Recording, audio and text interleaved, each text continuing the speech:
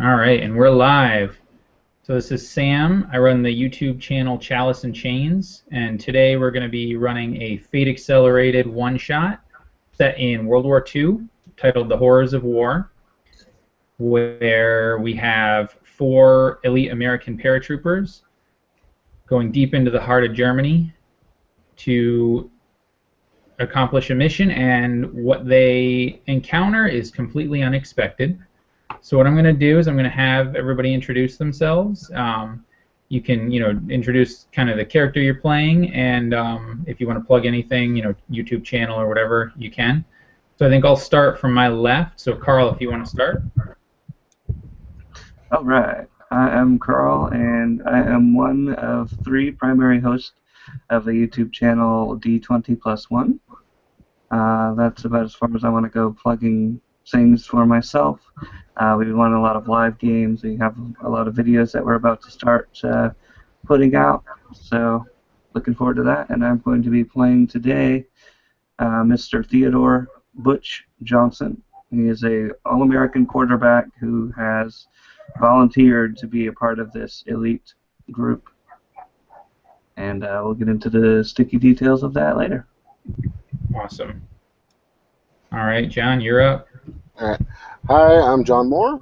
I will be starting a YouTube channel here soon called Quad Plus. I am playing a character called Kevin J. Mueller. He is a nerd, but he got drafted and kind of pushed into the Devil's Brigade, sort of. He was trained well in sniper rifle and demolitions, and we'll see what we can do, huh? Nice, nice. All right, Luke. My name's Luke. I don't have a channel that I'm plugging or anything. My character is Captain Jack Smythe. He's a World War I veteran who's returning to the war. Nice. Cool. And Nestor. You there? Well, he may not be there right now, so that's all right. We'll catch him when he comes back. So we're going to just finish up a couple of last-minute things with our character creation here, and then we will get started. But you guys will see I did put up 2 scene aspects or story aspects. One is Behind Enemy Lines, and the other one is Dark and Stormy Night. And so basically the concept is, behind enemy lines, they don't know you're coming, but you guys also don't have an easy way out. All right. And Dark and Stormy Night is just what it sounds like. It's dark and lots of rain and lightning. So. This is gonna be fun. Yeah. And Nestor, if you want, you can go ahead and introduce yourself, introduce the character you're playing, if you got any kind of channel or anything you want to plug.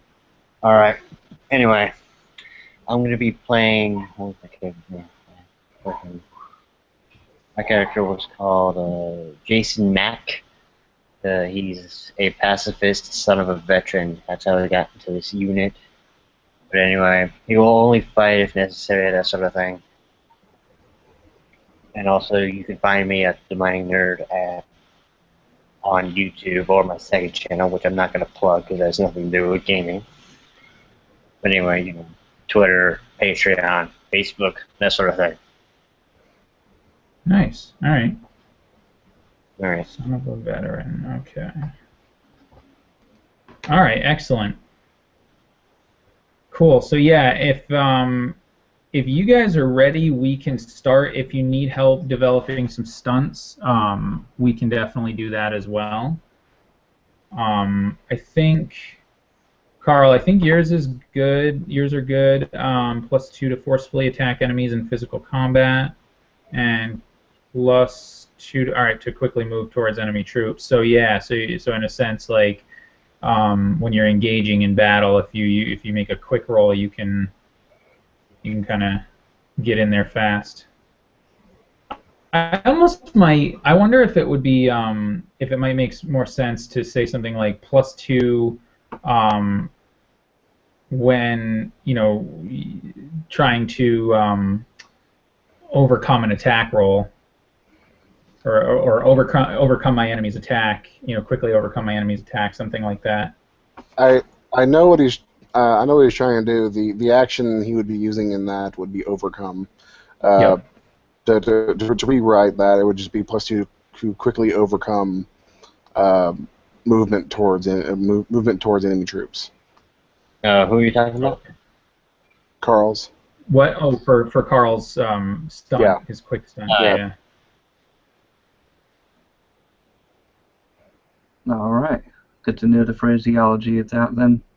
And basically, essentially, I figure this guy has carried a lot of footballs in his life, and he's rushed down the end zone, through opposition quite a few times. So he's more than willing to just barrel his way down through enemy lines. Oh yeah, absolutely. That's what I'm trying to say. While Mueller's way in the background covering his ass. Yeah, exactly. Cool. Well, I'll set up the scene here while we do that. So, you guys were called into attend. You guys were in Belgium currently, where the Allies currently occupy, and you were in a tent. Actually, you weren't in Belgium. Sorry, you guys were in England. And your commander, Colonel Jack Dutch Thompson, calls you guys in for a mission, and he lets you know that you're going to be going deep into the heart of Germany, to a town right outside of Berlin, town called Velten. And in the town of Velten, intelligence has said that there is a weapons manufacturing facility that is supposedly working on some kind of high-tech or some kind of high-powered weapon.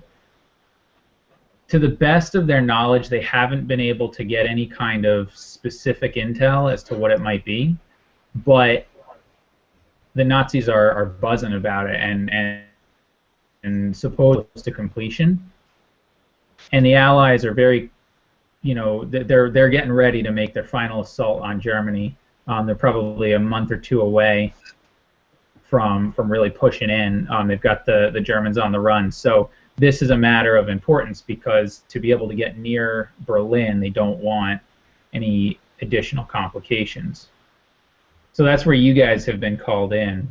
Mm-hmm. And so as you board the plane, you can see the storm clouds rolling in kind of over the sea, and you know that you guys are going to be flying into a storm. And you look at the pilot, and the pilot's very edgy. He's nervous. He's a veteran pilot. You guys have flown with him before, but nobody likes flying into storms, especially in a big tin can like you guys are in. And paratroopers jumping into lightning is never a fun time. So you guys take off and head over, you head over the ocean, and you kind of fly over France, and you're coming into Germany. And as the pilot's letting you know target, you can tell he's white knuckling it. He's on edge. You've been hitting tons of turbulence. You guys basically almost can't set up for your normal jump. You got to hang on tight, to not get jostled out of the airplane. But you guys were very intentionally sent in this weather because it screws with the enemy radar, so they're not going to know you're coming. And the plane's flying just a little bit lower than they might otherwise fly to try to avoid some of the nasty turbulence. So you get to your spot, and the pilot is like, "All right, guys, gentlemen, it's time to go. Godspeed."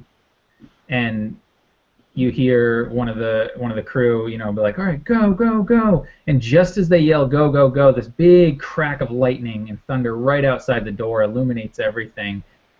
And for a minute, you're almost blinded. But then your battle training comes in, and Captain Smythe, who's a veteran, done this so many times, he's might be afraid, he might not be, but he's certainly not going to show it, and he jumps out first. The rest of you guys follow, and as you're kind of traveling your parachute down to the ground, you can't help but really be a little nervous. You're immediately soaked as the water just instantly soaks through your gear, and you're concerned about your parachute giving out if a lightning bolt hits it. So as you finally make it to the ground, you almost have to give the pilot props, because he manages to land you right where you need to be, which in this weather is no mean feat. You guys have a map, and you pull out your map, and you kind of look around and look at the terrain.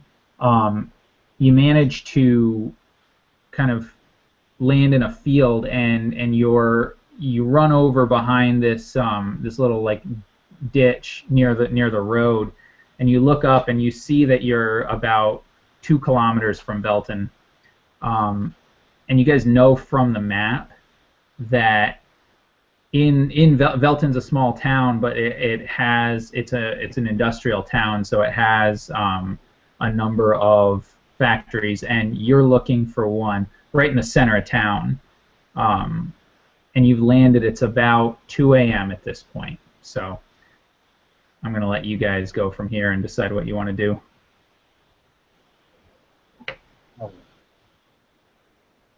Oh my God. Wow.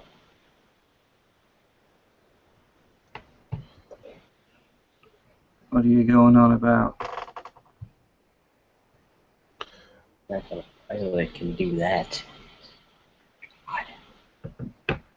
What does right, what does guys, Captain Smythe, the leader here, think of your situation? I'm assuming, aside from being surprised by a pilot, we're probably going to have to make our way to Belton by some means, right? By what? By some means, we're going to try and get to Belton. Yeah. I mean, you guys would, you weren't going to land directly in the town. He intentionally put you outside of the town, but yes, you have to make your way on foot. But it shouldn't take you more than an hour or two, maybe.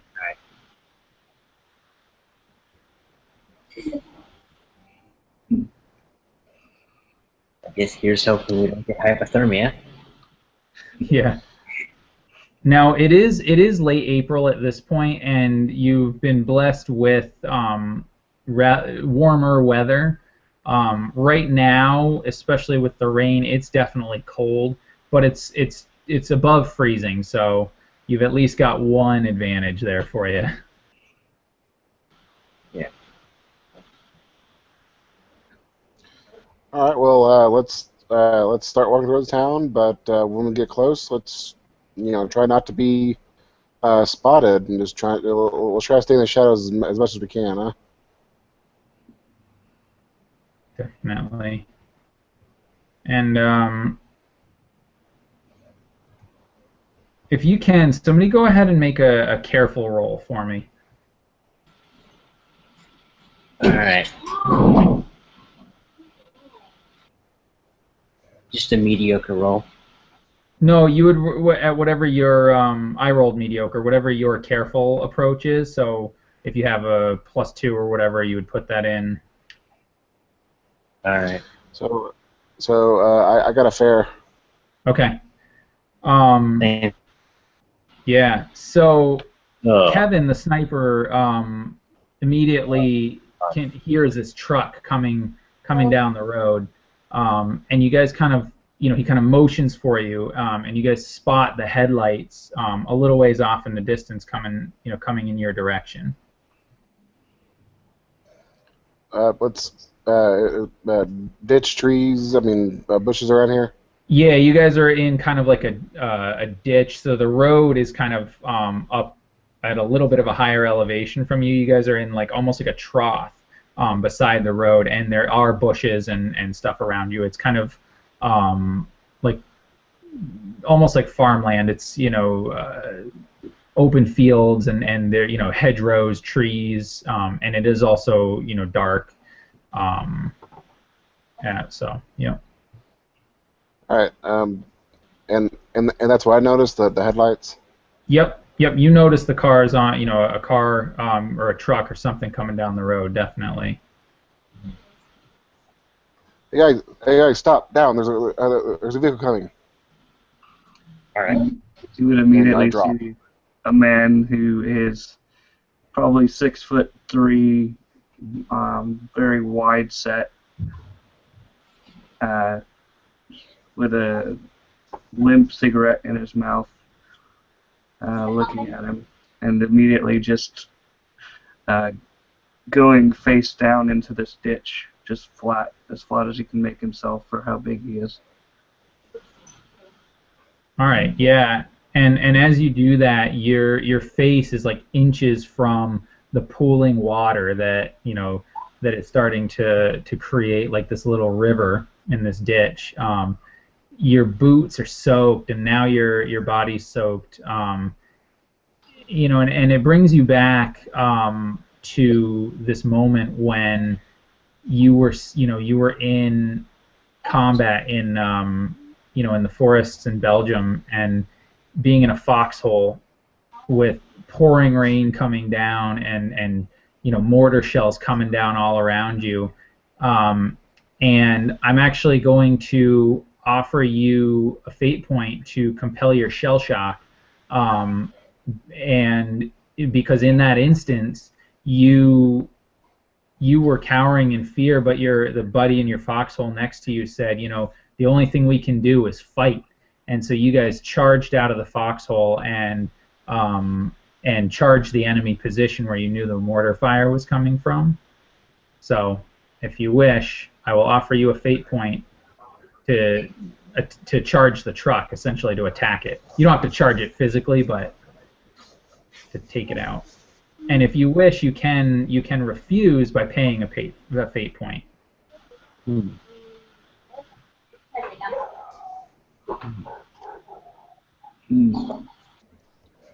Let me, you know what, I'm going to actually just roll and see what fate decides. All right. Just going to make a 0 roll and see. I would consider not attacking the truck to be a positive result, and attacking the truck to be a negative result. So let's see what we get. Okay. So I'm remembering this moment. If I'm remembering my history correctly, this is you said it was Belgium, Yep. and we were in a foxhole. I remember that we did indeed come under fire from this mortar, and I was completely.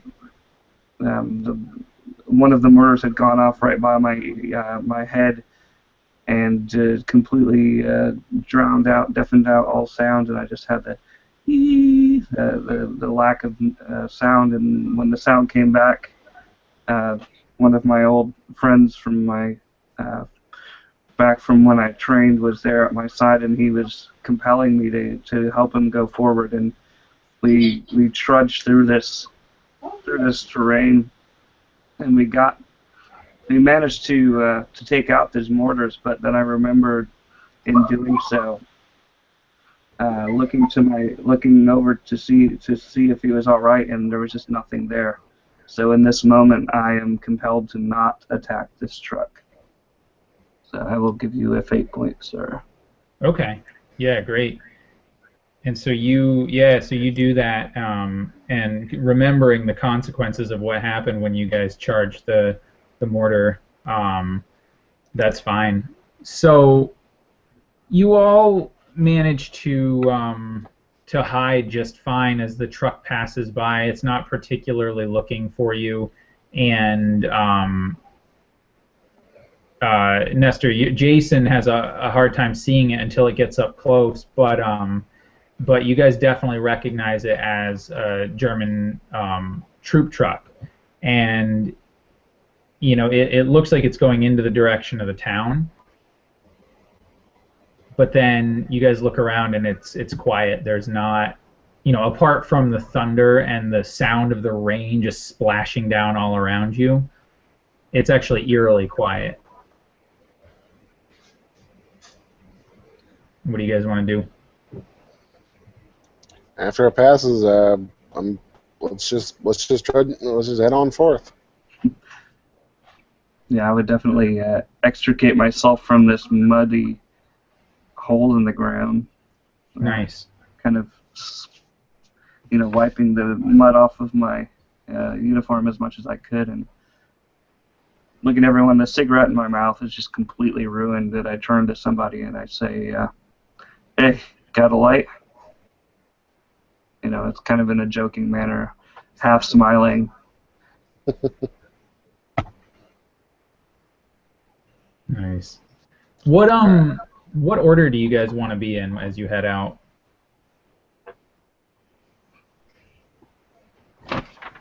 Would you imagine Kevin would take first, as he's got, good vision, the vision of a sniper, or no? I'd imagine a sniper would actually probably want to hang back a little bit, just if nobody else volunteers. I'm always first to volunteer to be up in the front line. Yeah, if it's like snipers are not usually the first people to go forward. Yeah. In fact, I've got the less than stellar nickname of being called Sponge because they say, "Oh, put the sponge out in the front." So Nice. I always try to correct him and say it's Butch. Yeah, there you go. Actually, since Captain Smythe is technically the leader of this expedition because of his rank, I'll let him decide if there wants to be any particular order or not. Since Captain Smythe's a little bit prejudiced against the Americans, because he's a officer for the Canadian British Forces. All right. Put the Americans up front and leave the good Canadian soldiers in the back. Alrighty, there you go. Absolutely. So yeah, so that's fine. And it wouldn't make sense for Jason to maybe Jason goes third because of his nearsightedness. It's not going to help very much. Plus, if he can avoid getting into combat, I imagine that would be appealing to him. Plus, he's got both of his eyes. Yeah. There you go. So you guys head down the kind of traveling along the side of the road, ducking kind of behind the road as you might hear something, and splashing through the puddles. And it takes about an hour and a half, 2 hours, and you make it to the outskirts of Velton. And as you kind of behold the town, and you're actually kind of up above it, the terrain kind of slopes down into Velton, and you actually see all along the road the water just kind of cascading down into the town. It's the middle of the night, so the town is very quiet. There's one kind of lonely streetlight letting off this sort of eerie yellow light kind of at the outskirts of town, and parked underneath it in what looks to be a makeshift barracks is that truck that you saw. And there are underneath kind of this this awning are 3 Nazi soldiers kind of sitting there smoking and seeming to laugh a little bit. And I would say, what Captain Smythe, you say World War I veteran with a grudge. What exactly is your grudge, or who's it against? Mostly, it's against the Krauts. Okay. Yep. They wounded him in the war with his eye, and they killed his when he was younger his best friends, Yeah. So he's out to kill Germans. All right, nice. So you see that, and I would say that I'll offer you a fate point. I'll actually compel your high concept that your grudge makes you want to, not necessarily you personally, but you're pissed seeing these soldiers standing there laughing and carrying on and smoking when you guys are miserable. You're stuck in Germany with no safe way out. And it's just getting your anger up.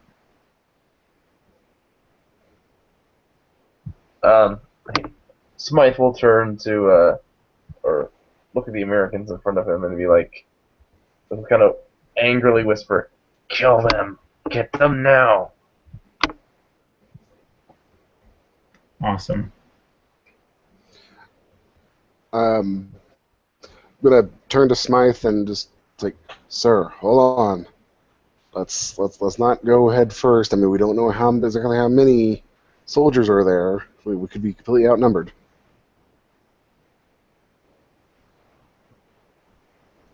And I would chime in as well and say, plus they haven't even finished their cigarettes. And Luke is like, what cigarettes? I can't see anything. No, just kidding. Wow. So the corporal and I'm assuming the private or whoever are somewhat disobeying the captain's orders then. Well, I would add after the fact, with respect, of course. If we want dead Krauts, we got dead Krauts. Either way. Do what? Then somewhere or another, you boys go and kill them. You find out how many there are. Destroy every single one of them in this village. Nice. And just as you guys are about to do that, this just tremendous crack of thunder booms overhead, and this bolt of lightning just illuminates the sky, and it's kind of off to your left, off to the Nazis' right, and they look for a minute, and then one of them kind of opens the door to the barracks and kind of goes in. The other two, kind of finish their cigarettes, but they're starting to look a little bit nervous as they're out here. So.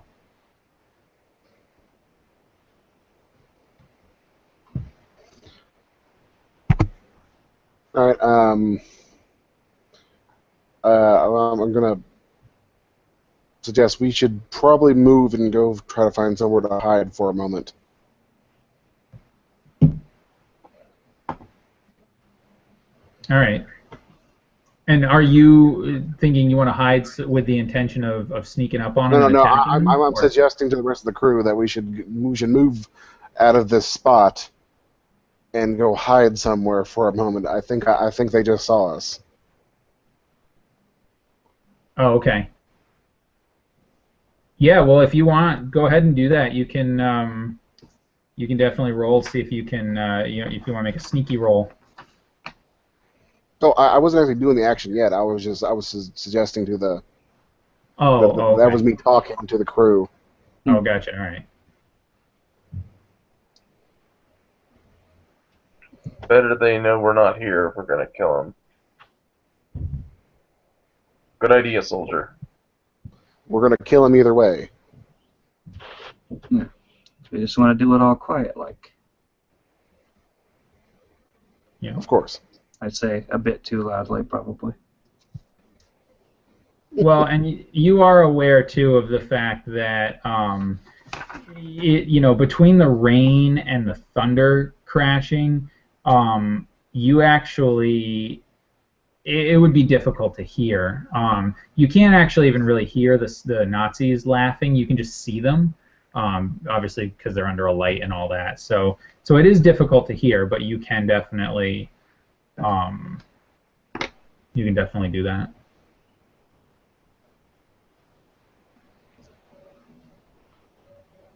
All right. I'm going to use my sniper scope to look around the area to try to find the best spot to hide out for a moment.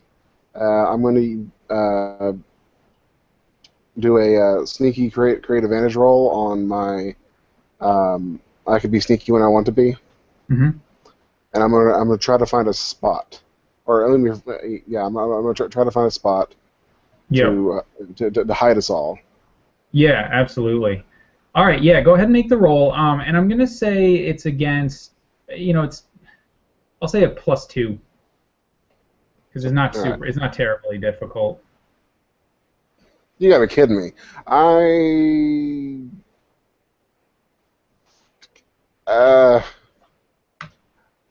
So let's see. Screw Now you know Screw it, what though. If you want though, you could spend a fate point to invoke either the Dark and Stormy Night or the Behind the Enemy Lines because they're not aware that you're there and it is difficult to see you. So you can do that if you want to. Yeah, but then it would just be a tie. No, I'm just gonna let it fail. Okay. Let me. Oh man.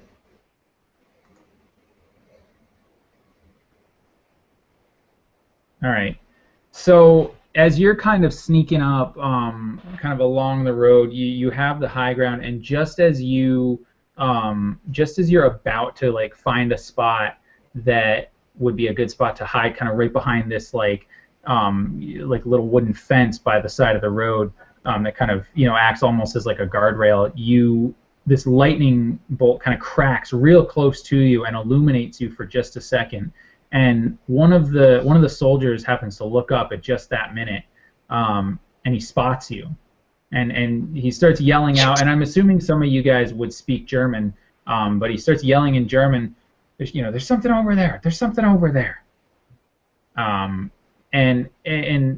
one of them, kind of pulls out his gun, and the other one kind of goes into the room to get his companion, and at this point,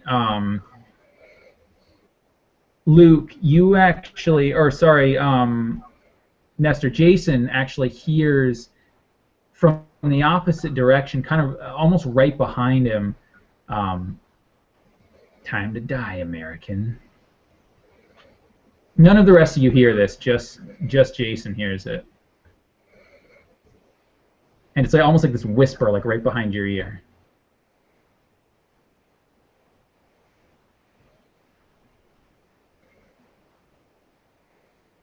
And he's so spooked by it that he's completely silent. Nestor hasn't been there in. He hasn't been there. All right. A good amount. Then in that case, it's actually Jack that hears it right behind him. "Time to die, American." He'll respond with, "You'll find I'm not any American." Yep.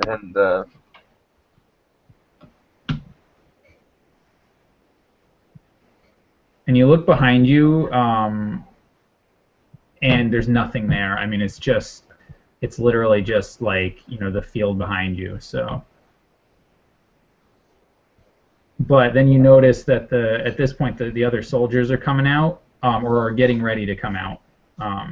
So if you guys want, I think what I'll do is I'll have you guys roll quick, or actually, who has the highest quick approach? John, you have a 3, right? In quick, is that? Quick, I have a 1. Oh, you have a 1. Oh, okay.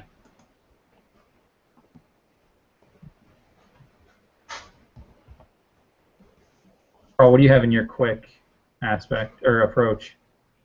I've got a +1. I've got a stunt to quickly approach enemies. Does that help in this situation? Yep, it could be. Luke, what about you? What do you have as your quick approach? I have a 1. Okay. So I would say then at this point, yeah, I would say that that Butch would be able to quickly close the gap if you want.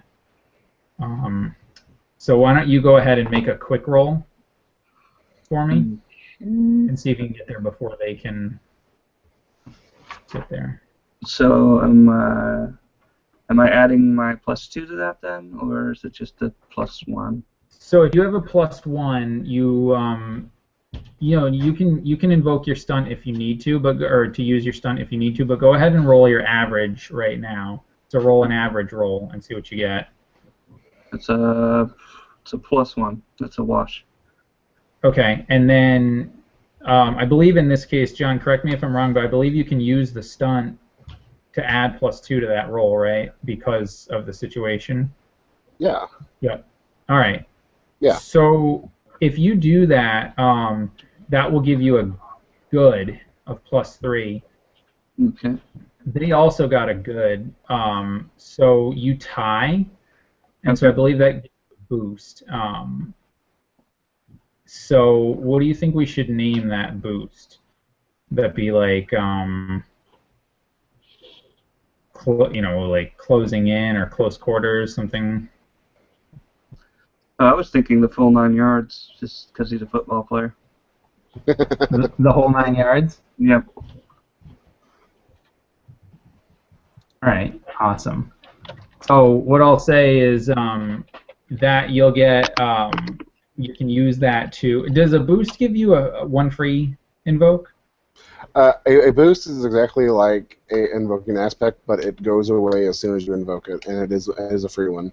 Right. Okay. So yeah, what you can do if you need to, when you're approaching and attacking the enemy, you can use that. You can invoke it once for free and give yourself a +2 on your roll. Okay. So I guess it's me just barreling towards these guys. Yep. It's a wash. What happens when it's a wash? Do we both get to go? So no. Well, so yeah. In this case, what I'm gonna do is, because you've created that boost. If you want, I'm gonna say that you can take the initiative first. So if you want to attack them, you can do that. But you don't have to use that boost if you don't want to. Okay. Well, here's what I'm thinking. There's 2 of them there, right? There's 2 immediately outside of the door, and you know that there's a 3rd inside. And just because I know we're supposed to be kind of covert, and also I think it would be in my nature to do so, I'm actually thinking, if I may, that I'm charging down the field, and my gun's kind of, it's at my side. It's kind of bouncing around as I'm running. Yep. And what I'd like to try to do is just straight out tackle one of these guys. Yeah. Okay. Absolutely. So I would say in this case, you would make a forceful roll. Okay. So that is that, which. And actually, you can add +2 because you have your stunt to forcefully attack enemies in physical combat. Yeah, I think I would, because I'm basically trying to barrel this guy over before he has a chance to grab his gun. So I think the adrenaline would be flowing, and I'd be just charging like a bull at this guy. Nice. And catch him off guard. So I guess that would be a 5. Do I have to spend a fate point to do that, or? No, you don't. Okay, wow, so you rolled a 5. Excellent. So that's superb. They actually rolled at great, so you were able to succeed.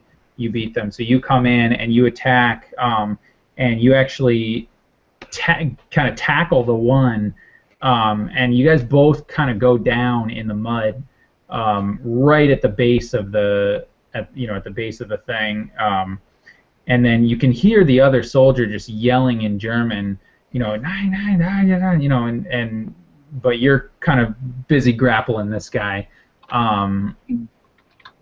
and now I would say you can decide, since you went first in the initiative order, I'll let you decide who goes next, and that's how I'm going to do it. So whichever person goes next, you then, after your turn is done, decide who goes after that. Okay. I'm just gonna go then from the. Let's just go in that order. So it would be Kevin, I believe. Sure. Awesome. When I see him charge, I'm going to immediately pull up my sniper rifle, and while he's charging, that's when I'm trying to aim towards the two soldiers. Yep. And the one he doesn't tackle is the one I'm going to move just for a second and shoot that one. Okay. Yeah, absolutely. So go ahead and roll. Are you going to use careful? Yeah, that would be a careful or clever, depending on how fast you're looking at it. Yeah. Careful, and then I'm going to use my third stunt there and pay the fate point. Okay. To give it a +3. Okay. Yeah, absolutely.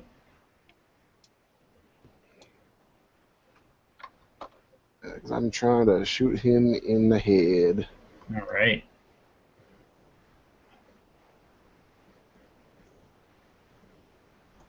So, fantastic roll. Oh yeah. So you succeed with style. So Awesome. So go ahead and you actually go ahead and you describe your killing, how you kill him, because you definitely kill him. All right. So as soon as Butch takes one guy down, and the other guy is yelling, all of a sudden this guy gets a bullet right in his forehead, and if he had a helmet on, it shoots off and blood splatters behind him. Nice. That's awesome. Yeah, in fact, just as your bullet rips through his brain, you see the other soldier come out, and he just gets covered in this blood. And you said it was succeed with style? Yes. On an attack that succeed with style, does that give a boost? Yes, it would. I believe. Let me just take a look at when you're attacking.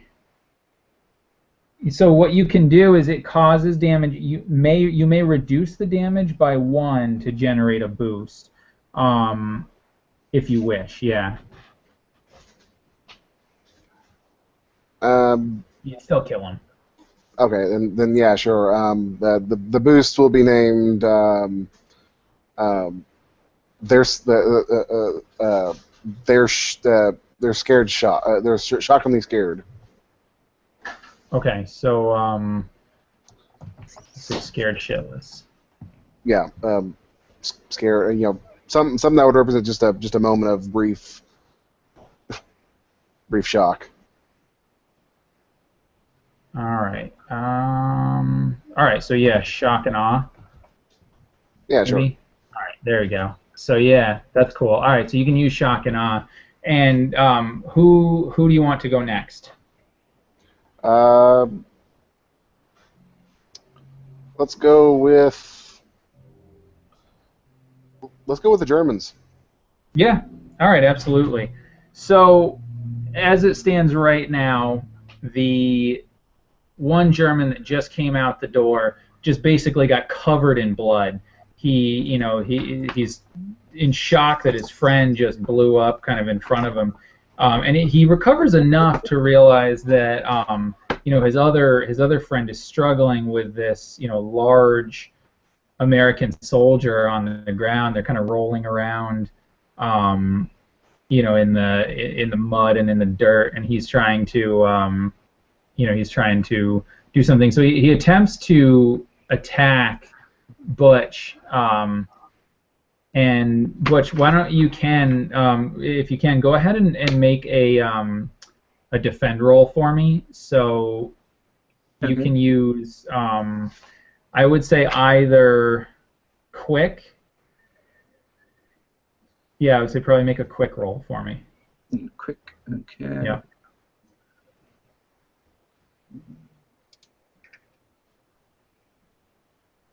Ow. Okay. All right. Plus Wow, 4. nice. Yeah, so you succeed with style. You actually get a boost. He goes to fire and at you, and his gun actually jams. And in his confusion, he doesn't know what to do. And so I would say, let me see. Oh shoot, did I lose my aspects here? What did we have? We have shock and awe, and we had what do you want to call this boost? Dazed and confused. What's that now? What is it doing? So what you can do is because you succeeded with style, you gained a boost, which means you can invoke that aspect once for free, and it'll give you a +2 to your roll. And that was plus Or 2. you can use it to re-roll, either way. But yeah, but because you succeeded so well, you kind of dodged out of the way, and he fired, and now he's definitely dazed. And then the other one is going to attempt to attack you, try to shove you off here. But he's no match for you. You're kind of struggling. So you're managing to pin this one guy to the ground and kind of dodge out of the way of this other guy's. Or actually, he didn't even get to attack because his gun jammed, and now he's all like, "Oh, what's going on?" And for a minute, you think that you hear these footsteps coming down the street off to off from the town, and as Kevin kind of looks that way, all you can see is just sheets of rain coming down. These soldiers have made a little bit of noise, but you can't really see much, and they don't seem to have attracted any attention. And I would, so I guess I'm just kind of holding this guy down, or even though he failed to do it, and I would just turn to him and say, "Schwul mit Schlamm, Schwein," in really broken German. I'm basically telling him to wallow in the mud like a pig. Nice. Excellent. And Captain Jack is up next.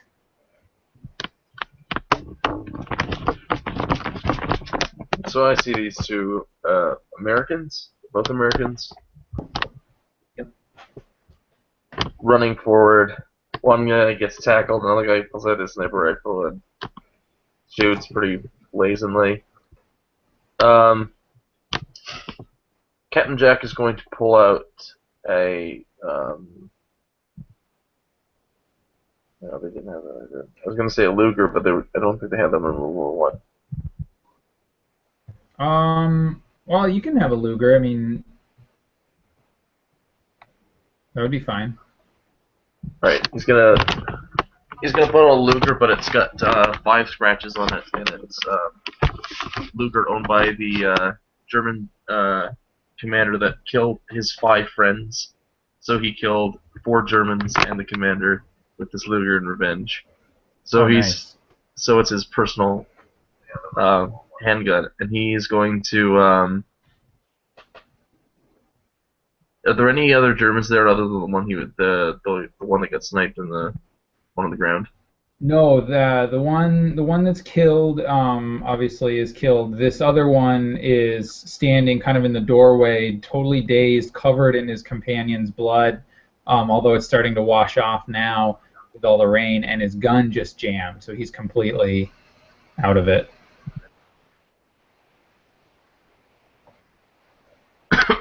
So, how often are the lightning strikes the lightning bolts that go off? They're fairly often, and in fact, because that is one of the scene aspects, that is definitely something that you could use to your advantage if you wanted to. The dark and stormy night aspect. Jack is going to time in between each of the lightning bolts, and then when the next one would probably go off, or we can hear the next one, he's Yeah. going to shoot his Luger at the guy in the doorway. Yeah, absolutely. All right, fantastic. Yeah, go ahead and make a roll. Are you going to be using probably clever in that case? Yeah, All right. so that's a +3, so it'll be...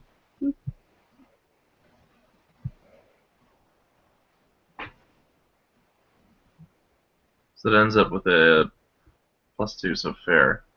All right.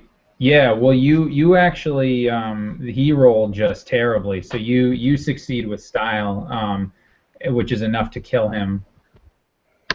And so, if you want to go ahead and describe kind of what that looks like. So as the lightning goes off, there's the brilliant light, and immediately after is the thunder.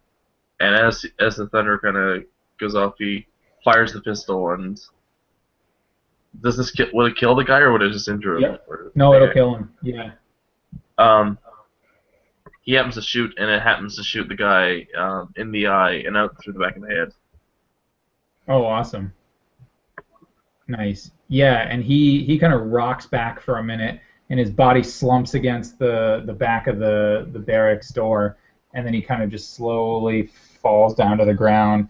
And as he gets to the ground, he falls face first, and actually lands on his companion, who was being sort of restrained by Butch. And Butch, you managed to roll out of the way, kind of, so that these two Germans are, and the German on the ground now is screaming. He's like, oh yeah, no, and he's like, I surrender. But what ends up happening is just at that minute, another crack of lightning hits, and it actually hits the building, and kind of electrifies it a little bit. And because of the way the body is connected and his gun, the pool is going to be electrified here. And Butch, what I need you to do is actually make a quick roll for me to avoid being electrocuted. So. Oh no. Oh man. It does make Excellent. sense. I'm pretty down and dirty in the mud right now. Yeah. So let me see. I don't know. Do you have any? You know what? I wonder if you might be able to invoke. You could probably try to invoke one of your aspects to re-roll if you wanted to. Let me see. I don't know. No, you might not. I mean, I can't think of how you would do it. Yeah, it's kind of hard to dodge a lightning strike. Unless you were to maybe you could use like your all-American QB, your high concept.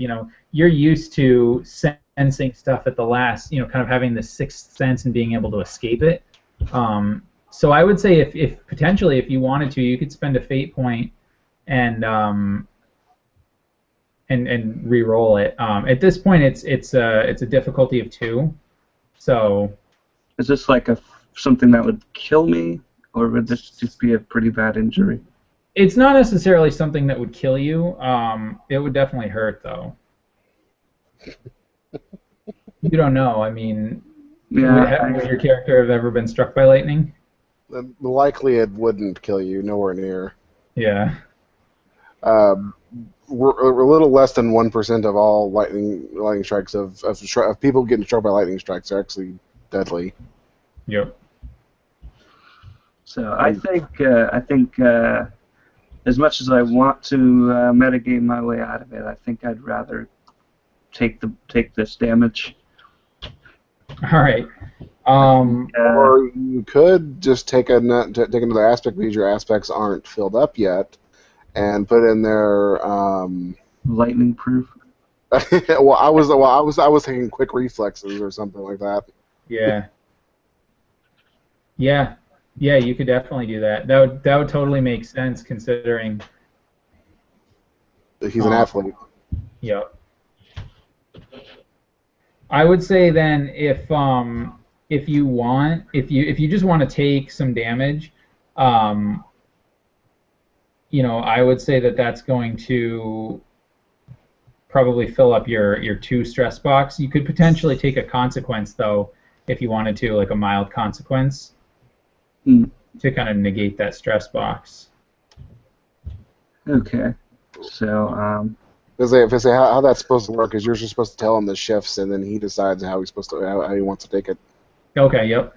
So yeah, so you would take 2 shifts. 2 shifts. Mm-hmm.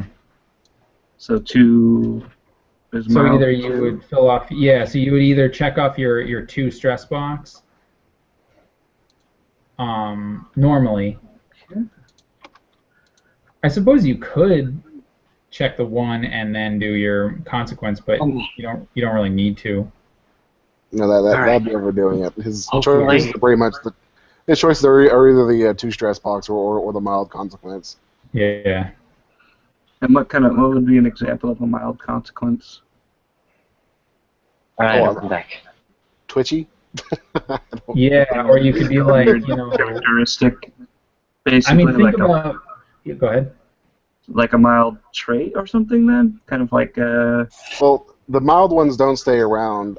After a scene, if you have adequate time to get rid of it, then it goes away. Milds don't stay. Yeah, but think about like, okay, a minor consequence of getting struck by lightning. What might happen? You could just put down twitchy. Yeah. Yeah, okay, so maybe like my neurons are kind of firing without me being compelled to. Yeah. You might be like twitching a little bit, so like it might be hard to fire a weapon or something like that. Twitchy. Alright. And I also, narratively, I think I would do that. All my muscles would contract and I would kind of fly back comically. Yeah. And then, maybe some smoke coming out of my hair a little bit. Nice. Where are we at? Just kind of laying there. And, Definitely just Yeah. for comedic purposes. Yep. And Jason, you see, basically you witnessed our Kevin, you know, the sniper take out our, you know, just basically like a melon just exploding, you know, just took out one Nazi and covered his Nazi companion, you know, in his blood, and then. But first, not before, you know, Butch charged one of them coming out and almost, you know, tried to drown him in the pool of water, and then subsequent to that, the captain, you know, pulls out his Luger, you know, that he had that killed some of his men, you know, and just fires and takes out the other one, and then finally this lightning bolt manages to finish off the one on the ground. So you kind of see this all happening, and you know you're kind of at this point it's now your action, so you can decide what you want to do. There are no more enemies that you can see right now. For now, at least. Yeah. But I think I'll probably scout ahead, see if there's probably anything else. Okay. Absolutely. And so as you start to move, you actually feel it almost feels like something's like tugging on your leg, tugging on your pant leg.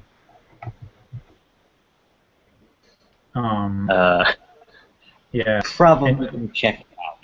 Yeah, when you look down, you don't really notice anything. I mean, you see some tall grass, and you see the like, you know, the water kind of all around you, but nothing that you can account for, you know, physically. So, and just at this time, just at this time, you start, you know, this kind of mist and fog starts rolling in a little bit, which is totally natural. It's, you know, just the change in temperature. You know, it's starting to kind of encircle the town in this fog. Oh my God. Merrick, sorry. I'm sorry. Life is getting in the way. That's okay. You guys notice, you guys know that the building that you were going to enter, the munitions plant, is in the center of town. So basically, if you wanted to, if you just like head right down the road, you'll run basically right into it. So what do you guys want to do? I'm definitely peeling myself off of the ground. Maybe coughing a little bit. Doing the old thing where you're kind of like just trying to. Well, Yep. that was a new experience. Nice. And so so are you guys going to sort of head towards the building, or what are you guys going to do?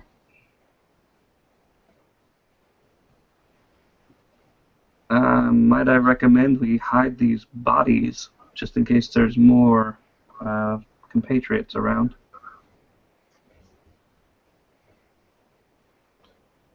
And if nobody acknowledges, I'd just start dragging the nearest one by his feet. All right. Well, while they're up there, I'm staying back and I'm keeping an eye on the area. Yeah, absolutely. All right, and what is Captain Smythe doing at this point? He's going to leave the dirty work for the Americans. He's going to slowly but surely, with his Luger still on one hand, look around the edges of the building, see if there's anything before going in. If there's any sign of any other Germans. Gotcha. Yeah, no, you look around and really you don't see any other signs of Germans right now. The town has largely gone to bed, and because of the ruckus and the sounds of the thunder and the lightning and the fact that people don't want to be outside, nobody's waking up. And the fog is starting to roll in even faster now, and it's starting to kind of get a little bit thick. And you can hear the wind just like whistling, like this kind of eerie at this point as it starts to pick up. This is a bit creepy. That's to be expected with the weather and all this. Yeah. Are we anywhere? Are we getting to the factory? If you guys want to, yeah. I mean, there's nothing here that you notice that would be a threat. Well, I guess we should make our way to the factory then. All right, absolutely. Are we gonna have Butch take point again? I guess so, considering he's definitely bigger than me. I'm more of the scrawnier person in this group. I'm definitely not taking point. I'm wiping down my uniform again, except this time I'm wiping blood off of it. Nice. You see behind me that there's 3 bodies clumsily in a pile in the building as I kind of close the door and say, oh, hope nobody looks in there. Yeah. All right. And so I figured my character's probably been behind Butch for most of the way, considering I'm definitely smaller than him. All right. Yeah, absolutely. So Butch starts to scout ahead a little bit. He's got his rifle trained, and he's, I assume you're moving along with some stealth. Mm-hmm. And so you travel down the road, and as you're traveling, you can hear, and it seems really loud to your ears, just the splash and the squelch of the mud as this road is now almost becoming muddy, and you're kind of traveling down, and then kind of through the haze, through the mist, and through the sheets of rain pouring down, you kind of make out ahead of you, this little bit of light, and as you get a little bit closer, you see that the light is actually like a lamp, like over, or like a, just like a light over a doorway, and you realize that you're getting close to this big factory, and you see kind of these two German guards at the door, right underneath the factory door, and they've got like a little thing over them, so they're not completely getting soaked. And then off to the side is a German like troop transport vehicle, and kind of one of those like almost like the covered wagon things, and you can see like a squad of soldiers just kind of in the back, like huddling out of the rain. And in the cabin of the truck itself, there's a driver and then a passenger. So you would estimate, all told, there's probably about 8 to 12 Nazi guards there. And they haven't noticed yet? No, they haven't noticed yet. But as you get close, if you want to get any closer, you're definitely going to want to make a sneaky roll to not be seen. And you notice that this is a 2-story building, and it's actually it's made out of steel. It's not made out of wood, because they're building munitions. They don't really want to build put it in a building that could potentially light up. Although, yeah. So, and it's a 2-story building, and you kind of know that from the descriptions that you've gotten, there are windows and stuff along the sides of the building, but the main entrance is a big sort of double door on the front. Does it lock from the inside or outside? It would lock from the inside like a normal building would, but it's also under guard. So. All right. So we're lucky we haven't been seen yet, basically. Right. American troops in the middle of the rain, probably giving us a lot of cover in the fog as well. Yeah. So we're very fortunate for this weather, basically. Yeah, definitely. The weather is keeping you is definitely alive. Keeping you kind of undercover. Yeah, well, and like I said, you do have the element of surprise in the sense that they didn't know you were coming. So. Okay. Yep. And so, Butch, if at this point you're just kind of sitting there watching them, what do you want to do at this point? Is the whole squad behind us, or is it just the two of us? I think that Kevin would have hung back a little bit and just kind of wait for your signal.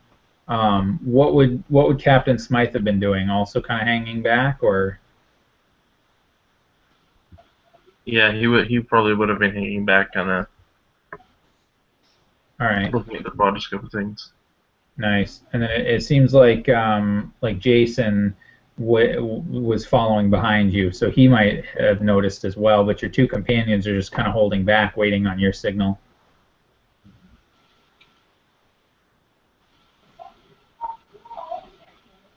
So basically, Butch gives word, and we just follow him. All right.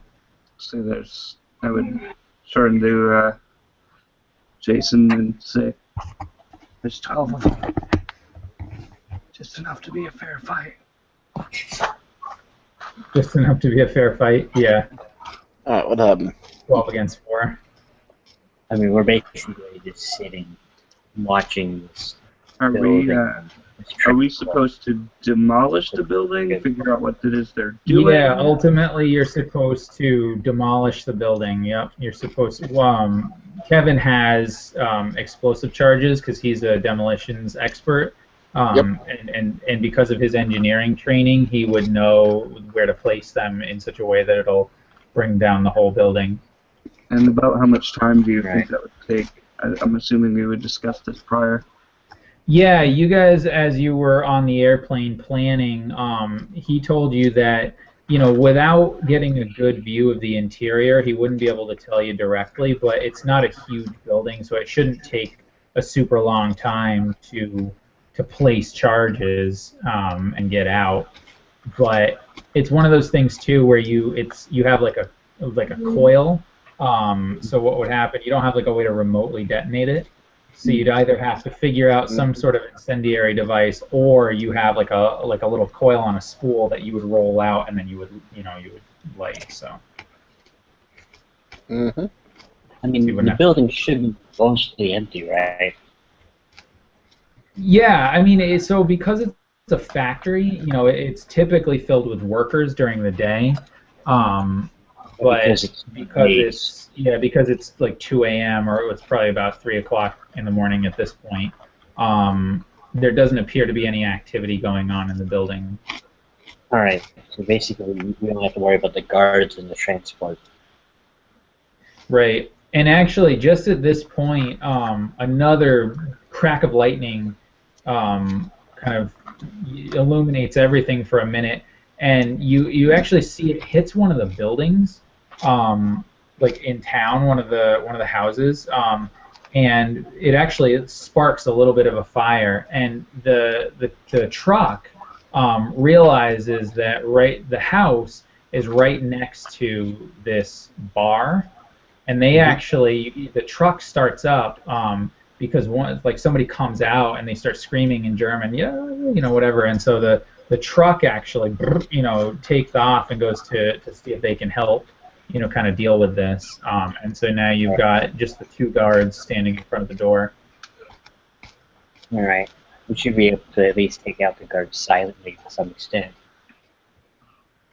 Sure, yeah. We can. I would do the shushing motion, except with a bayonet. Yep. And then I would, not being super sneaky myself, but I think I would feel inclined to at least attempt to get closer to these people. Okay. Yeah. Well, so go ahead then. In that case, are you attempting to sneak up on them, or are you going to try to bull rush them? I'm assuming they're probably a little bit too far away for me to just sprint towards them. So I imagine I'd get kind of. So the way Fate works is you have zones. So they're within one zone. So I would say that you could potentially reach them within this zone.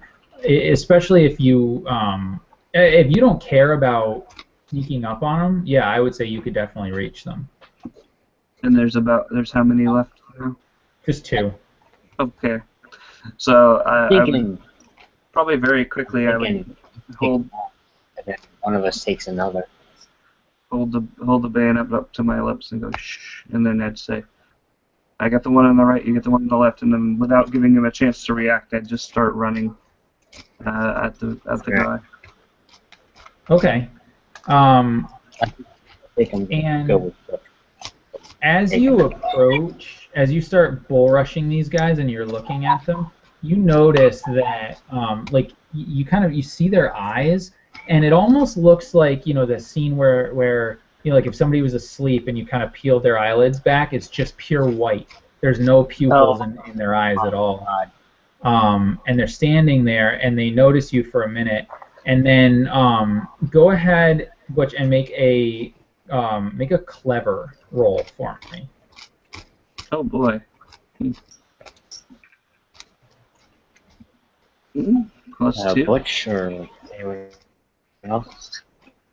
So, Butch, as you're approaching them, and you notice their eyes. All of a sudden, one of them, like their head kind of snaps up all of a sudden and just like locks this gaze on you. And you feel this terrible pain in your head, and you flash back to, one of these terrible moments, in battle. And it just stops you dead in your tracks. And why don't you go ahead and describe this horrible memory that's like, inflicting this mental pain on you. Yes, absolutely. It was a time when we were. It was after the mortar battle. Actually, the ground was pitted, and the foxholes had been filled up very, very heavily with rainwater, and it was still raining very heavily as we were clearing the area. And my ally, my companion, had just died very recently. Basically, they turned into nothing but a hole in the ground. And that, as if that wasn't enough, I was making my rounds and I found one of the foxholes, and I couldn't quite make out what was in it until this body kind of floated to the surface of a German soldier, and his eyes were the same way. They just had no pupil. It looked like just bloated and glossed over, just whites in the eyes, and that's what it's reminding me of. Okay, and I'm going to compel your shell shock. So if you want, you can take a fate point, and it stops you. Like you basically are, like you stop in your tracks for a minute, and your eyes actually kind of glaze over a little bit as you're sort of stuck in this memory, and you feel this like just psychic pain, like you got this horrible headache. You can actually take 2 shifts of damage. So, John, would the other shifts have cleared since this is a new scene from before, or would those still? Yeah, you're supposed to define when the end and start of scenes are. Okay, so this is a new scene. Yep. Because Fate is supposed to have a storyline of similar to a movie or a TV show. Okay. And you know how Sheen, the scenes you can definitely see, the scenes switch in movies and TVs. Yep. It's the same idea.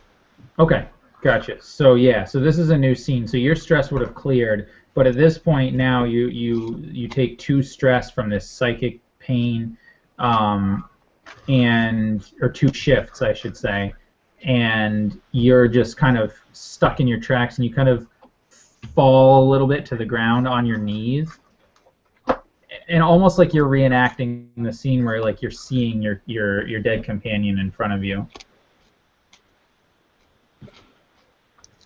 Okay, so I kind of stop in my tracks, basically. Yep. So you would see me stop and get on, probably bend over, like, and just lose my lunch, and just holding my head and like rocking back and forth in place.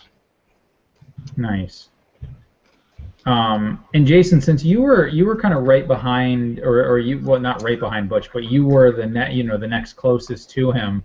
You see all this happen. You don't necessarily see the white eyes, but you see him all of a sudden kind of like clasp his head and just stop, and then just like fall to his knees.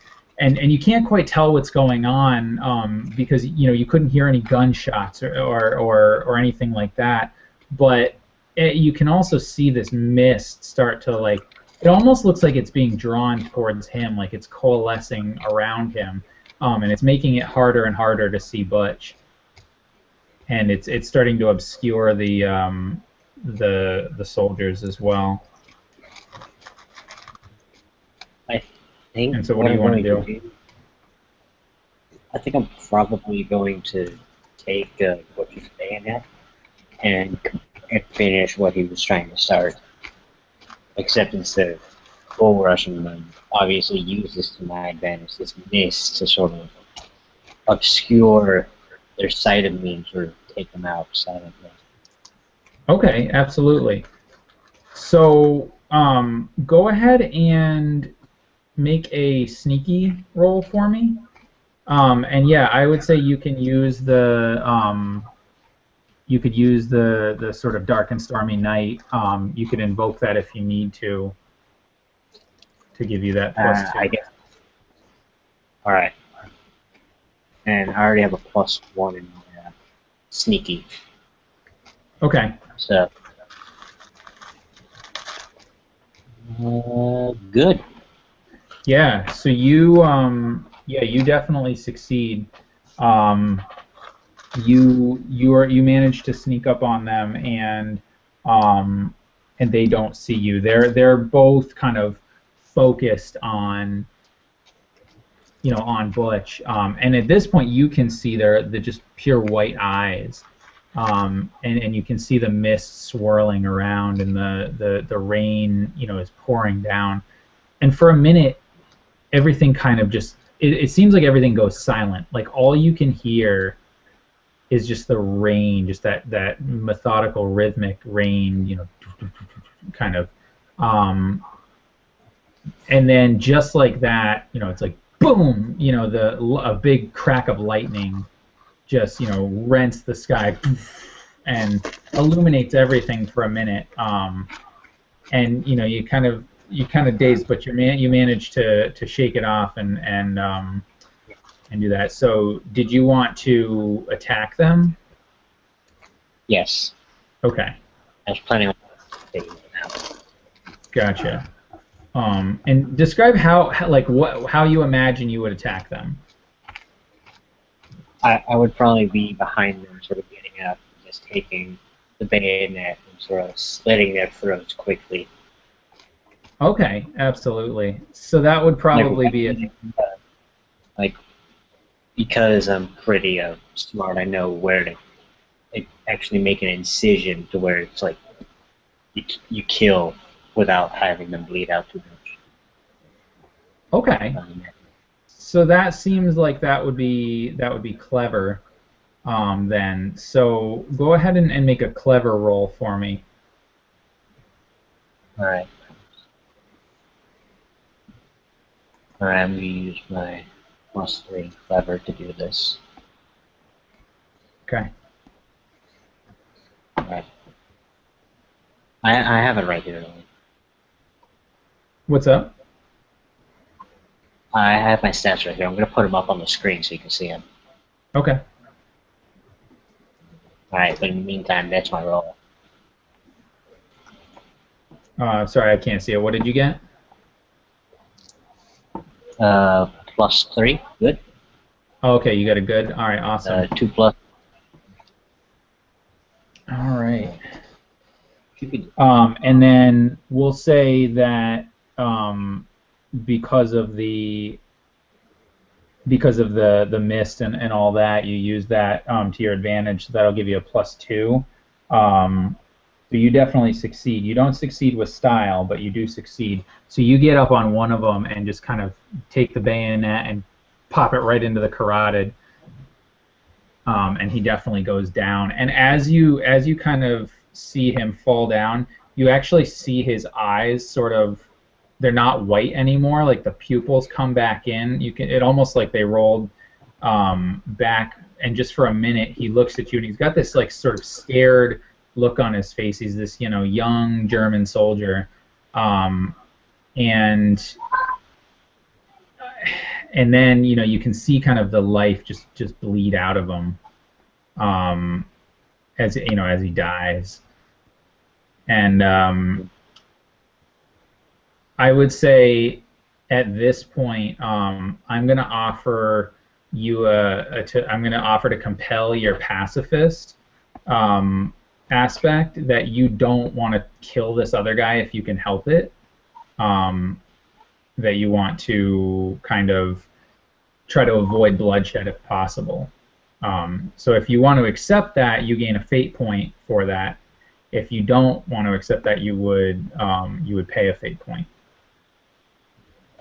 I think I'm going to accept that, considering my character wants to avoid as spilling as much blood as possible. Fantastic. All right. And then I imagine that at this point,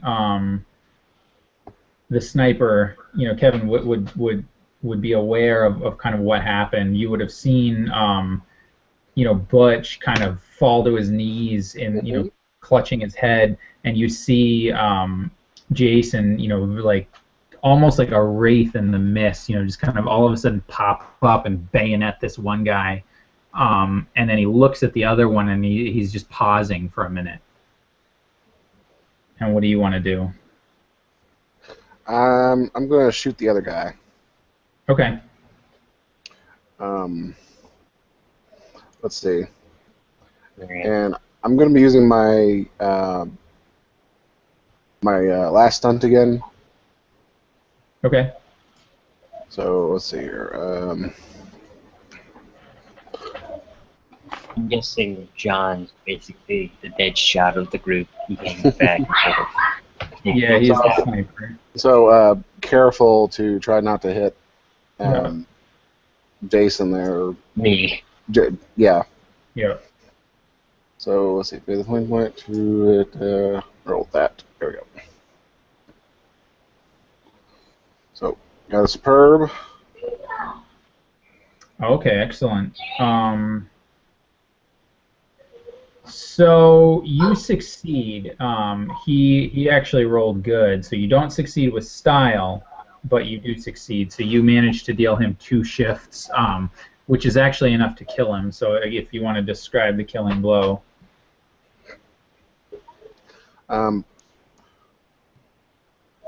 Right after Jason slits the throat of the guy, he turns to look at the other guy, and as he just happens to, as he sees him and tries to decide whether he wants to do it or not, his head just explodes through the back.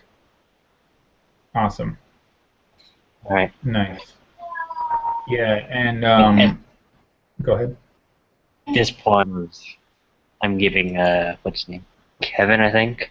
Kevin just like in his general direction, like a good like nod off, like thanks for covering me. Yeah. Like, thanks for covering my ass. That's what the sniper does. And as Captain Smythe realizes that there isn't a threat really anymore, he notices that the Nazis on the other end are still occupied with with trying to put out what's The now fire. a fire. Yeah. You kind of look up to the second floor. Something catches your eye. And for a minute, you see what almost looks like this pale face in the window looking out at you. But what's really strange is this looks just like the face of one of the Germans that killed one of your unit. I mean, this looks like this would have been one of those guys, and you know that one of these guys, one of these officers, did survive the First War. So you're looking up and you're seeing this just for a minute, and then you kind of blink as you get water in your eyes, and then the face is gone from the window. Yeah. Well, I'm probably gonna try and make a note of what I just saw. Yeah. Try and take a mental note of that in case it comes up later. Definitely. All right. Wait, Jason saw it or I saw it? I saw it. No, the captain. Yeah, Captain Smythe saw it. He was the only one that saw it. What's that? Oh, sorry. Nothing. Oh, okay. Yeah. We got characters confused. Oh, yeah. No problem. Yeah. So, yeah. So you saw that in the window. At this point, it's hard to see the rest of your companions. The mist has gotten so thick that you almost, you're almost having trouble seeing.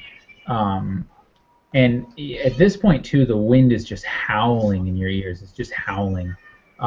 You can barely kind of make out, the shot from Kevin's pistol or sniper rifle, even though it's right next to you. And the rain, actually, for a minute, the rain starts to seem to let up a little bit. But the fog is just sort of getting thick at this point.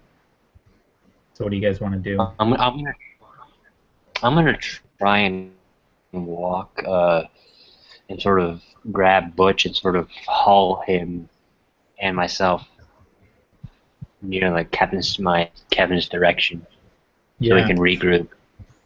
Yeah, absolutely. And get our footing. Yeah, and Butch, as soon as the captain grabs you, actually no, even before that, as soon as the last Nazi dies, you immediately snap back to reality. You still have this pain in your head, but it's just sort of a dull headache at this point. And coupled with the misery of the fact that you're soaking wet and you're cold, and you're kneeling in this, in this puddle. And then the captain kind of grabs you for a minute, and you twitch for just a second, like, oh, what's going on, and then you realize what's happening. And I guess he pulls you back, and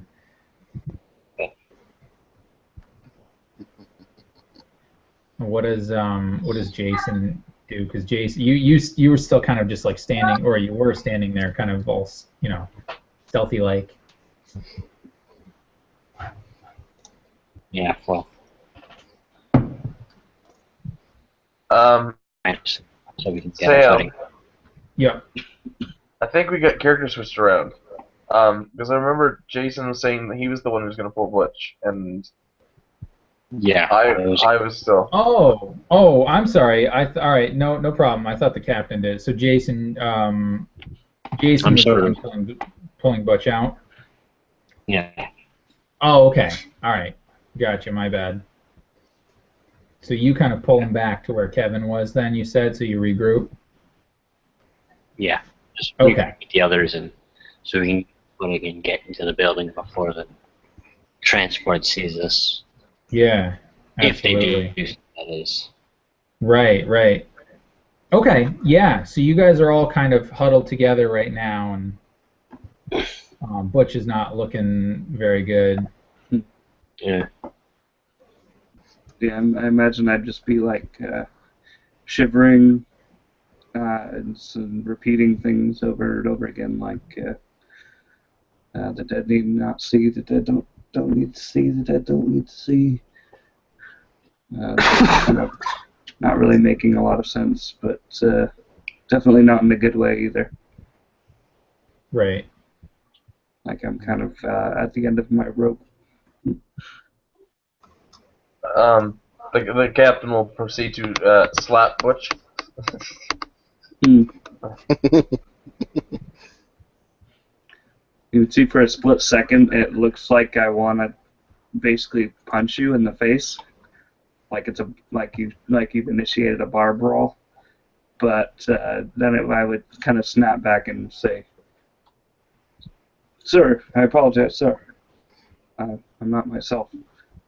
And I would give a half-cocked salute and just kind of put this facade on of everything's fine again. All right.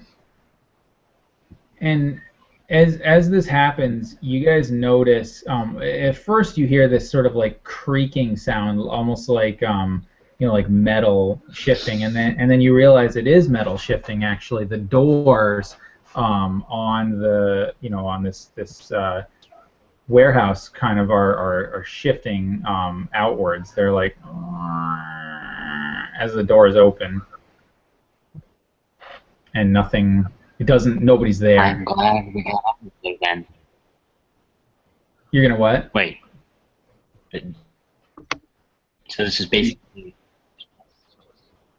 horse oak without no one touching them, sort of thing.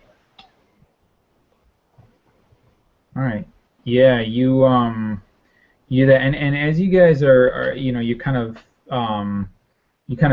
get a glimpse, and it's weird because even though there's flashes of lightning and there's a door, there's a light over the door, you can't really see anything inside. It's very dark, like unnaturally dark almost.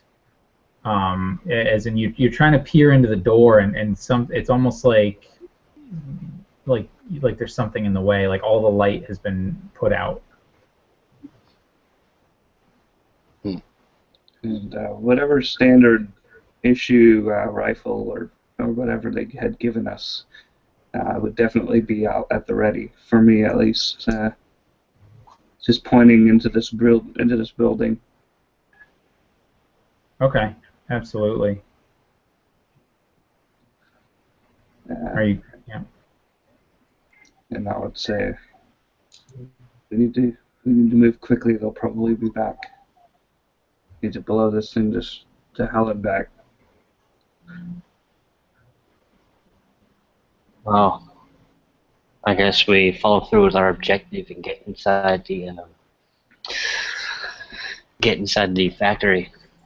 Mm-hmm. I guess have your weapons ready. Absolutely. So who As wants I to? say that, I'm taking a drink of my flask of whiskey that I keep on me. Awesome.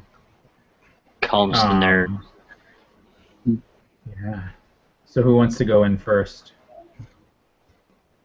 I'm actually reluctant to go in first this time. Yep. I guess Something- we could go as in like I'll go in with Butch, and Kevin follows closely behind me and Butch, along with Captain Smythe right next to Kevin. Sounds like a plan. Yeah. So that works. So you guys sort of enter assault style. You know, your training kicks in, and you know, you guys work together as a squad, kind of, you know, like special forces almost, just going in, and you enter you enter through the door, and you enter onto a scene that you would expect. It looks just like an empty factory. But you know that this looks like they were making like tank shells, for the German tanks. So there are metal canisters, and there's barrels of gunpowder everywhere. And go ahead. Is there anything that looks to be highly explosive? Yeah, everything looks highly explosive. Be a hazard too. Yeah, this whole place is filled with gunpowder and with with all kinds of stuff. I would probably hysterically just be like, "Got a light?" I'm kind of nervous. Just like, Nice. Well,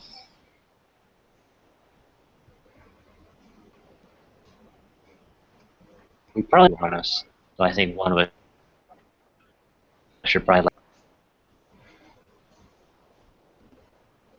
Sorry, you cut out there for me for a minute. I don't know. Yeah, me too. have a flare or two. I mean, we wouldn't go that blind into battle. You guys would presumably have some kind of flashlight or some kind of light source that you would bring with you. Right. Yeah.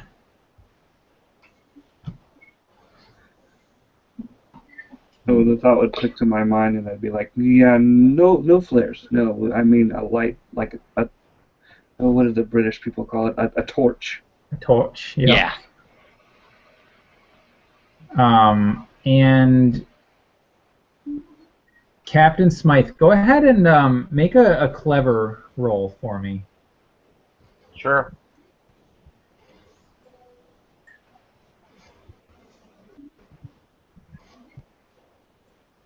That is fair. That's 2. Okay. So as you're kind of looking around, surveying the scene, you kind of turn to your left, and then as you turn back to your right, in place of where your companions are, you actually see standing right there and right there next to you, right there in front of you, that same Nazi bastard that you had seen up in the up in the set, the kind of looking out the window. You don't know how he got up so close to you, but he's standing there right next to you, and he kind of looks at you, and then he oh yeah, like he's like right there, and then he like levels his a Luger right at you. What are you gonna do? Probably, I would suggest to him, just as a note, you might want to disarm him right now. Is it only me that sees it, or does everyone else see it? You can see Kevin, and you can see Butch. No, sorry, you can see Kevin and you can see Jason. You can't see Butch, and they don't appear to notice this guy. It's almost like he snuck past them, like they're unaware. He's kind of behind them. You don't notice Butch. You can't tell if he can see anything or not. So he's pointing, the German's pointing his Luger right at me. Yep. He's basically like in the process of like pointing his Luger at you. Yeah.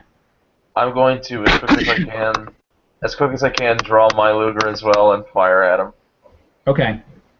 Absolutely. And so you go ahead and are you gonna make, like, you think, like a quick roll for that because you're trying to sort of do it very quickly? Okay. Butch, I need you to roll a quick roll as well.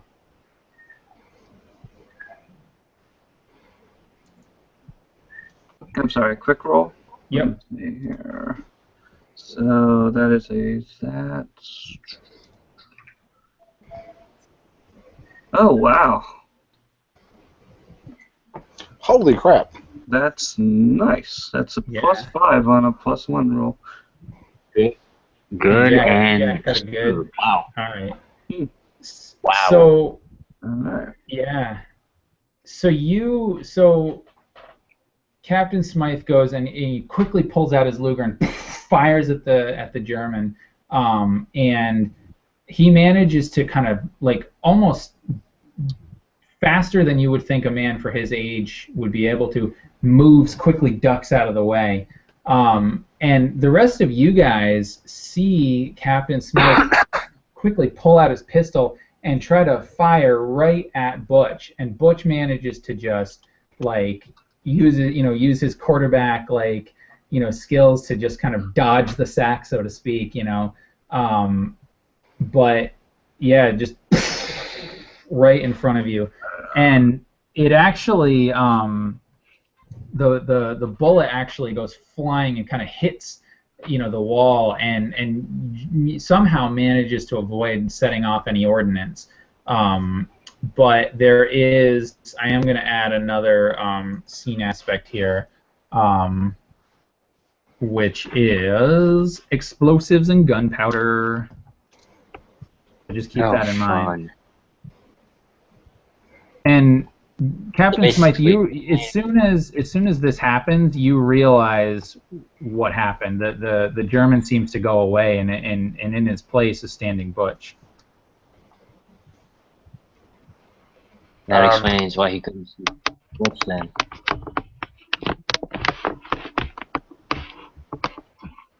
Smythe is gonna look like absolutely bewildered and confused because he could have sworn on his life that there was that soldier struck in front of him. So he quickly reholsters his Luger. Yeah. I'm keeping my weapon ready and taking another sip of my flask of whiskey to calm the nerves after seeing that sort of shot taken at Butch, although not intended to Butch. Sort of. Well, you don't know that, though. All it looks to you is like he just basically tried to pull out his pistol and assassinate Butch. So I imagine I would be holding my ear, from the sound of the shot being right next to me like that, and then would turn around and say, "What the fuck?" And I would just have this bewildered look on my face, and then probably go for a takedown, actually, because this is, as far as I'm concerned, he just tried to kill me. So I would probably be trying to tackle this old man. Or at the very least, not necessarily tackle him, but like wrestle him down. Yeah. Get the gun out of his hands. Yep. Just as you're about to do that, it sounds like footsteps. Like boots running from kind of coming from the back of the warehouse. You're like somebody's kind of running away. I like to see if I can tell where the footsteps are coming from, as in like a general direction. Yeah. Absolutely. So you guys are kind of just inside the entrance to this building, and sort of facing the back. And so it's the building is longer than it is wide, and it almost looks like a hangar. It's like a kind of a half oval shape, and so it looks like it may have at one point been maybe like a Zeppelin hangar or like a aircraft hangar, but it's been converted into a weapons factory. Up above you is like a catwalk, and it looks like there might be like offices or a few offices up there.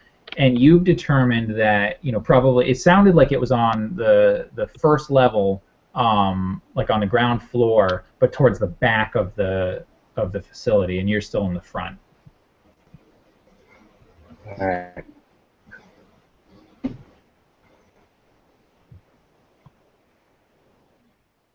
So is Butch still tackling the old man?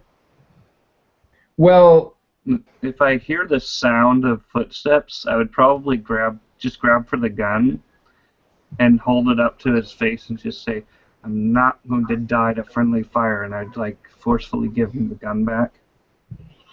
Say, "Shoot at me again," and it'll be the last thing you do. All right.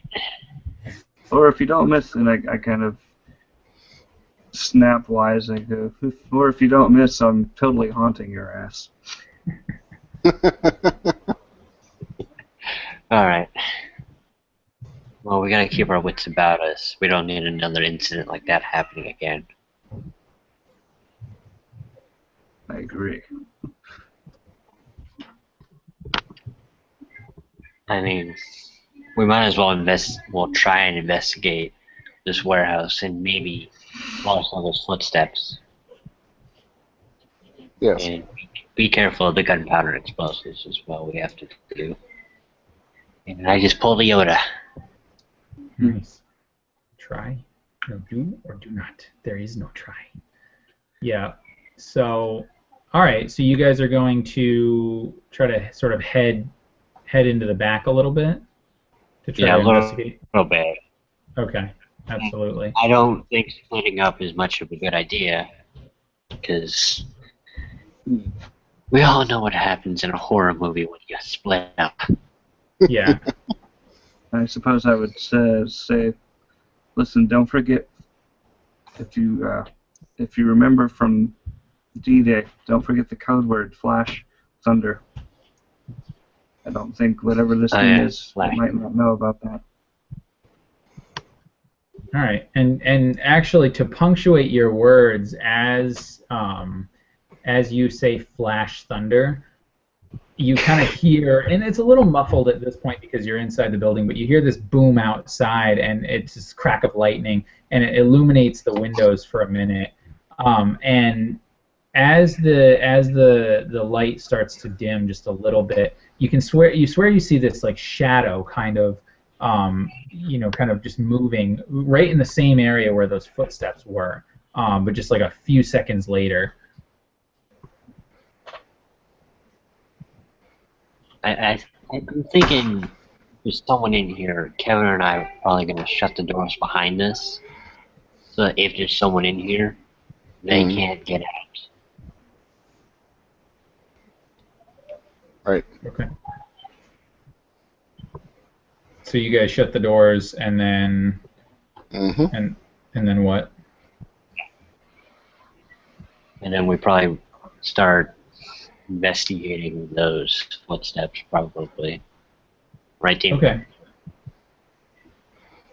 Yeah, absolutely. So you guys start heading towards the back of the building, and you're just walking past row after row of just like conveyor belts and little areas where they would be assembling tank shells, and there's barrels of of basically gunpowder or some whatever helps the explosives explode. And you notice places like seats and whatever where people would be seated, but it seems mostly deserted. And Kevin's looking around and finding the big support beams, and he can see you're ascertaining, okay, if I were to place explosive charges here and over here and over here, most likely this would bring the building down.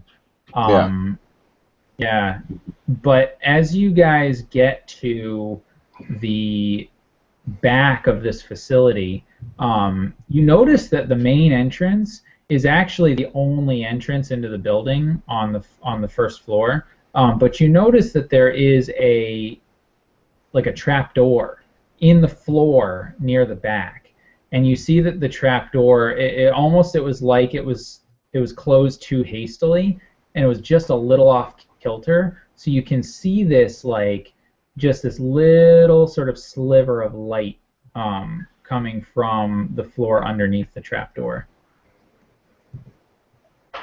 Well, I'm probably gonna suggest guys, should we check this out? Get deeper into this building. Just don't shoot. If you see any old enemies, don't shoot first. Ask questions. So, all in favor? For a moment, but we still have to. But I still have to set all these charges. All right. Smythe will speak up. He'll look at Butch with kind of like a apologetic look in his face, and he'll be like, "You boys think you can handle it up here?" I'm thinking I'll stick with Kevin and set the charges with him. I know it's not good to split up, but I guess for now we should at least have two of us sort of set the charges and the other two sort of investigate, and then when we're done, we'll come down and meet you two. Remember the code word. And I would hand you a little tin clicker, like just those things that make a clicking noise, a loud clicking noise, and I'd say, twice for trouble. All right. So is Smythe going downstairs, or Yep. down the by himself? Down the trapdoor, yeah. Oh, all right, okay, gotcha. I'm guessing Butch would want to go with him, though. Well, I don't know. Would Butch want to go with the captain? I mean, I know he's not sort of trusting him at the point, but he's got to make sure the old man doesn't get himself killed. Yeah. As long as he's in front of me, I'm not so worried about it. Well, he's going to be going down first, so he's going to be in front of you either way. All right. And did Captain Smythe bring a rifle with him, or would he just have brought his Luger? He more likely just bring a knife, the standard knife, and his Luger. His Luger, okay. A knife to a gunfight. Yeah, because he's that badass. He's like, I don't need a rifle. Although Nice. Nice. if you sell my character, I'm basically got every. It looks like I've taken almost everything in the armory except a kitchen sink. Yep. Awesome. All right. Says the Absolutely. pacifist. Yeah, exactly. The one who wants to serve his country. Yeah. And the past has like half the armory on his back. Jack, I would offer you a fate point to compel your lost too many friends trouble. In that you don't want Butch to come with you. One, because of the incident that happened earlier where you almost killed him, and two, because you don't know what's down there, but you assume it's going to be dangerous, and you just don't want to lose any more people, especially under your command. I'll accept that. Yeah, he'll look at Butch and he'll be like, it's all right, soldier. I already fired at you once today. I don't want to lose my mind again and somehow want to fire on you again. I don't want that to happen again. So you're much better at helping your friends up here than going down with this old. Captain Smythe, just remember, like Butch said, click twice if you're in trouble. Don't worry. You'll know when I'm in trouble. All right. He Nice. squeals like a pig. Yeah. And he lifts up the trap door, and there's definitely light coming down from underneath. Although, as you kind of start descending the stairs, you realize it's not even stairs; it's actually a ladder going down, and you realize that there's a light just in this little hallway right here, so that you could see to go down the ladder. But as you sort of descend, it gets dark. And you'd have to turn on a light source down there if you want to see. I'm assuming he's got a lighter on him of some kind, or maybe a torch. Yeah, you guys would all have either a lighter or some kind of flashlight. Yeah. I'll go with a flashlight more than a lighter. Yeah. Because gunpowder. Boom. Or flashlight in one hand, Luger in the other, or would you be carrying your knife? Do you think? Luger in one hand, flashlight in the other. Yeah. All right, absolutely. And as he descends, and Kevin is sort of starting to make his way over to some of the support beams. Jason, you see kind of up above you on the catwalk. Just for a split second, you see movement up there, and you recognize a Nazi uniform. And it's somewhat of a slow movement. You actually see, a guy kind of stand up a little bit and look over, and then quickly kind of duck back down. I'm going to tell the others about this, and maybe offer to see if Butch wants to go with me, because I'm kind of not exactly the biggest guy here that can. I don't exactly have the most muscle on me. So I'll be like, guys, I saw some movement up on the catwalk. Butch, do you want to go with me to check it out?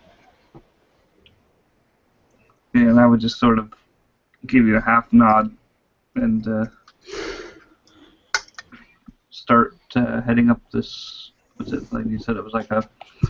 I'm guessing it's like a rickety steel ladder or something like that to get up to that level. No, going up to the catwalk, it's like a fairly normal, steel set of stairs. All right. Yeah. I'm most likely behind Butch because, I don't want to be the guy first shot. Right. Leave that to me. Leave that to old Spongy here. Nice. Yeah. And leave my rifle ready behind him. So. Yeah, absolutely. So you guys start heading up the ladder, and as they're doing that, Kevin, you start to place your first charge on one of the big support beams, Right. and you kind of hear behind you. It almost is like a metal dropping, like if some screw or something fell off a table. And as you turn around, you see literally standing right in front of you, a Nazi soldier, and all you can see are just these big white eyes, pure white, nothing, no pupils or anything. And then all of a sudden, then the next thing that comes into vision is this blade streaking towards your face, and he's trying to attack you. So. Go ahead and you'll have to make a defend roll. And that would definitely be a quick. Yeah. All right, come on, Kevin. We don't need one guy down already in this horror action adventure. I want us all finish this mission alive. Fair. Okay. Yeah, you actually managed to avoid the blade as it just kind of, flashes right past your chin, to the point you duck back a little bit and you feel the wind of it go right past your throat. Oh, that is so close to killing you. Just got a little droplet on the throat, just a tiny little droplet. Yeah, absolutely. And then you see just for a minute, the soldier, and he's wearing, he's a Nazi, clearly. He's wearing the uniform. He looks almost confused, like he doesn't know exactly what's happening, but he manages to to ready himself and Strike again. yeah, he gets back into a fighting stance. I guess knock some sense into him, Kevin. And you can go if you want, Kevin. Oh,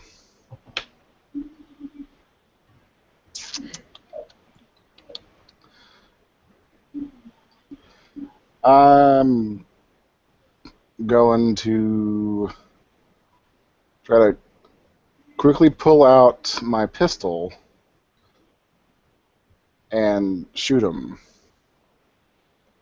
Okay. So, come on, roller. Come on, roller. Don't give me that. What the hell? Is that 4 negatives? no, but almost. Oh, wow. Terrible. All right. That's excellent. Wow, let's see if he does any worse. Oh, wow, no. He manages to succeed, and actually, let me see. Nice. Yeah, he manages to kind of get up underneath you as you kind of, you go to fire at him. And, the muzzle flash of your gun kind of temporarily blinds you as it's so dark in here. And he, with like speed that you've never seen before, kind of ducks underneath and comes up right underneath you. But before he acts, you guys, as you're heading up the stairs, you hear this gunshot, and I think, let's see, who was heading up first? Butch, right? Who's heading up first, and I'm behind. Okay, so Jason, you would look behind you, and as you do, you see Kevin being engaged by this creature, or not this creature, sorry, this Nazi, and kind of slashes at him, and he fires, and you see that his bullet gets dangerously close. It actually, like, ting ting, off of one of the casings with some of the gunpowder in it, and then you see Butch ahead of you, and you feel again this tug on your leg, and if you can, go ahead and make maybe a quick roll for me. All right. Let's see. I have +2 in quick, so come on. Give me something good. Average. Okay. So you are all of a sudden like almost like yanked down the stairs. You're like, and you actually you're gonna take. Yikes! You got an average? Yeah. Oh man, it's gonna hurt. I hate Decapitated by the stairs. Wow. So you actually take 5 shifts as you get Holy kind of shit. almost flung down the stairs, and as you fall down the stairs, your head actually smacks against this concrete pillar, and you managed, or not concrete pillar, like almost like rebar, and you managed to just barely prevent yourself from getting impaled on the back of this rebar sticking out. But yeah, this was brutal, and for a minute you actually black out. You hit your head so hard. All right. So with 2, how many shifts was that? What, like So 5? you took 5, yeah. So you could potentially check off your 3 shift, and then you could take a mild consequence, and that would absorb it. All right. Yeah, it's either that or take off the 1 stress and take a moderate. Yeah, that's true. Either way, it would be All 5. right. So 3 stress and Yeah, so a 2 basically, consequence. yeah, that's one way to do it. Or like John said, you could check off your lower stress box and take a moderate consequence. I So what should the consequence be? I think I'll do the 3 in stress and the 2 in consequence. And the 2 consequence? Okay. Yeah. I would say then probably, I don't know, something like dazed. Like you're gonna have a hard time focusing and moving because of the blow that you took to your head. Alright, so dazed. So Yeah. basically anything focusing and moving will Yeah. affect me. Yep. And then just before you black out, you hear this kind of like this laughter. And in fact, you all hear it, including Captain Smythe. You hear it. You hear this laughter from above you, and you hear this like, you know, and you also hear a gunshot. But as you kind of are descending into the darkness, you realize, and you have your flashlight, you realize that there's this basically this corridor spanning out in front of you, and this is like, this is like an underground pillar. This is unexpected because all the intelligence that you guys had just suggested that this was a standard weapons factory, and you figured they were making some kind of, nuclear bomb or something in here, but you realize that this looks almost like a residence down here, and on kind of on either side of you, you see these like lining the hallway, these doors, and they're all closed, and then there is actually a single track of lights down the hallway, but they're turned off.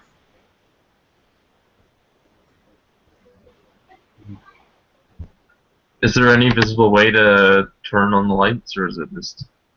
Yeah, you actually look around and you see kind of on behind you as you were coming down, there was a like a light switch, a panel of lights on the wall. So you could turn those on if you want. Yeah, he'll go and he'll turn the lights on so we can get a better look around. Okay, absolutely.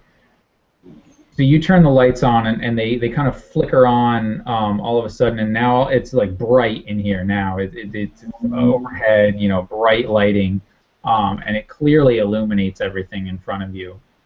And you can see this hallway that's probably 30 or 40 feet long, and there's probably 4 doors on either end, so a total of 8 doors, 4 on either side, and then it culminates in a door at the end of the hallway as well. So he'll slowly make his way down his Luger. He won't use his flashlight anymore. He'll put it back, and Yep. he'll go with his Luger in one hand and his knife in the other hand, and he'll slowly go from the first door on his left and peek in. Okay. You attempt the first door, and it opens, and you look in, and it's this empty. There's no people in it, but it looks like a small bedroom. There's like a small little cot against the wall, and a little sort of like a bureau dresser thing with like a little mirror on it, and like a little wash basin. But it looks almost very sterile, like like somebody would live down here, but it's not occupied currently. Okay, so he'll move from door to door, moving one on one side and going to the other one on the opposite side. Okay. Yeah, absolutely. And you enter each room, and each room really is the same thing. The rooms are all identical, and it does not appear that there is any. It doesn't appear that there's anybody in these rooms. Okay. So I suppose the other one left to check would be the one at the end. Yep. So as you go to put your hand on the door to open it, you hear from behind you the sound of like that door creaking open, and you look behind you, and you actually see this figure slowly kind of shambling out of the door, and you realize that it is a Nazi, and you're not sure how you could have possibly missed him, although you know, when you looked in those rooms, you didn't see anything, and he kind of looks up at you, and then he pulls out a Luger as well, and he's going to attempt to fire at you. If you want, you can make a quick roll to try to get the jump on him if you want. Sure. Okay.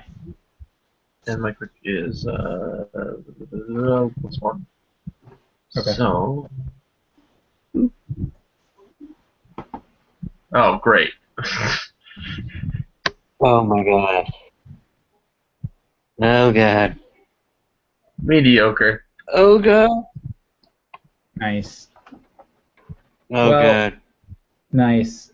Do you let me see. You could probably use your veteran of World War One, to kind of have your combat training kick in, if you wanted to, if you thought that might be an appropriate aspect to invoke.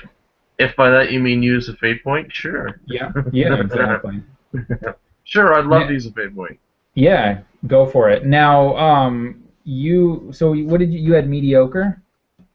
Yeah. Okay. All right. Yeah. So you could use +2, and you would actually get the jump on him. You don't have to re-roll it because he rolled poor. All right. And then if you want, you can make an attack roll if you feel like it. Yep. I'm gonna use my Luger to be forceful. Yep. Okay, so that'd be +2. That is mediocre. Nice. Oh my god. That's awesome. That's ridiculous. All right. So yeah, you go to fire at him. Let me see. When you basically tie, so you can get a boost if you want. Right? Yeah, when you tie, attack doesn't harm the target, but you gain a boost. So, what would we want to call that boost? What do you guys think? Like, He just tried to fire his Luger, right? Yeah, he did, and the Nazi, they basically got a tie. He got the same on his defense roll. So boost. My gun wants to be your friend. yeah. That's what we're calling it. My gun wants to be your friend. My gun, all right, wants to be your friend. Okay. You'll get one free invoke on that one. But before you go, we're gonna jump back upstairs, and Butch, you actually all of a sudden hear from behind you. From behind you, my bullet wants to be inside you. That's what it's going to be called. I'm changing it to that right now because that's sort of weird. That just sounds like a euphemism. But it makes more sense. So, Yeah. you all of a sudden see Jason just go flying down the stairs as he lets out this scream and bang his head and just kind of go unconscious for a minute. And you look around, and I mean, you don't see anything. You don't know. You still see the guy up on the. You can actually see the guy up on the catwalk at this point, and he's just kind of standing there, not moving. But yeah, all of a sudden, Jason just goes flying backwards, clink, clink, clink down the stairs. I guess I would. Eloquent. I would check to make sure he didn't die. I would make sure he's at least breathing. Yeah, you wouldn't know that unless you actually went down and checked on him. Is that what you want to do? I'm assuming you're not going to break contact with that Nazi, but you're going to come down and check. Yeah, I would probably go down and do the whole pulse check thing while looking at this guy. All right, absolutely. Go ahead and make a clever roll for me.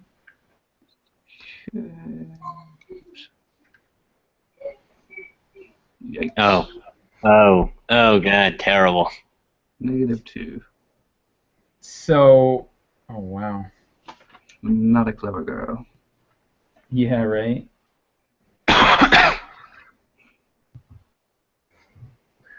That's gonna hurt. All right. So as you're walking down the stairs to go after your friend, you get this just image again of your friends dying, and like all you can see is just carnage and chaos and death all around you, and you flash back again to another memory of of your friends and companions being killed, and it's causing this like splitting headache, and your nose starts to bleed a little bit, and you almost feel like like your body it's almost like you got punched, like you just couldn't, not physically, but like that's what this emotional feeling is. And go ahead and describe this sort of nightmare that you're reliving, if you don't mind.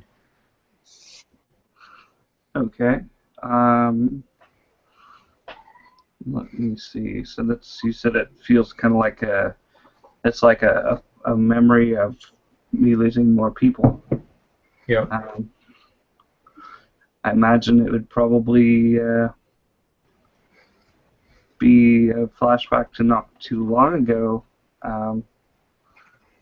during our last little skirmish before we actually did this, when we had a lot of new troops that had just come in, and some of them weren't even old enough to shave. Some of them were 13, 14-year-olds, because we've lost so many people, and I haven't even taken to ask them what their names were, and we had a particularly tough encounter, and they just got mowed down. They were getting mowed down by this machine gun fire, and just seeing them, not so much the sight, but the sounds of their screaming, and the smell in the air as this was going on. I'm reliving. I'm back in that moment now, watching, unable to do anything as they get mowed down. Okay. Absolutely. And you actually take 4 shifts of damage, or 4 shifts, as this psychic assault just like overcomes you, and you actually fall a little bit down the stairs. Not quite as bad as Jason does, but you kind of are down next to him, and you actually are right next to him. And while he's laying there kind of unconscious, you're there conscious, but just like gripping your head, blood streaming slowly from your nose as you're just reliving this memory. And as I put my hand to my nose and I look at the blood, and it reminds me of the blood in my hands as I was trying to, hold a wound shut in one of these kids' necks as they were bleeding out, try to plug the artery, and I just couldn't make it happen. Is that the 4 damage? Would that be a severe and a mild consequence, or because I'm assuming if I fill out my stress, that would be a bad thing? Well, no, I mean that's what stress is for. If you have no stress boxes left, then essentially you're taken out, which means you're done. But you can use a combination of stress or consequences. So like if you still have either your 2 or your 3 stress box, you could check up one of those. And did you take a mild consequence before? I did, but I wasn't sure if the scene reset or not. Well, did you take one since entering the building? I can't remember. I don't believe so, because I took 2 stress. Outside with the lightning. With the lightning, I took a mild consequence. twitchy. Right, and that one, yeah. I took 2 stress from something. I'm not sure what that was. So now I'm taking 3 stress and a mild consequence, I guess. Okay, yep. And I think that mild consequence would be that my PTSD. yeah, my nose is continuing to bleed, and I'm just looking down at my hands. I'm completely in that moment. Yeah. Would you say maybe like like fear's gotten the better of me, or something like or like terrified? Maybe that's what it is. There you go, terrified. Yeah, and I'm just anyone that would be near me can hear me listing off the names like Peterson, Matthews, Vaughn, and I'm just listing the names of these children that had died in this skirmish. Teenagers. Nice. Okay, and so you're doing that, and Kevin, you are standing there, and you had just attempted to fire at that Nazi, and he kind of got in on you with his knife, and he actually goes to stab right up at your neck. And if you can, go ahead and make a quick roll for me, unless you think there's another approach that you can. Well, now that I'm in the fight, it's not really more of. Now that I'm in the fight, it doesn't have to be all quick rolls. Right. But it has to be something. Clever is the quick thinking. Yeah. So. Yeah. So I'm going to. You want to use clever? All right. Clever this. Great. All right. You succeed. So you manage to avoid his blade as he kind of goes and stabs up at you. And again, as he misses, he looks confused, kind of like dazed for a minute. And yeah, and that's it. And so now it's your action if you want to go. And from there, after I dodge that, I will try to cleverly shoot him in close range. All right, absolutely. So do you have a pistol or? I pulled out I pulled out my pistol because this close range there would be no way in the world that I would be able to get my rifle out. Yep. All right. I'm using a M1911. Yep. Pistol. Yep. Absolutely. Alrighty. Superb.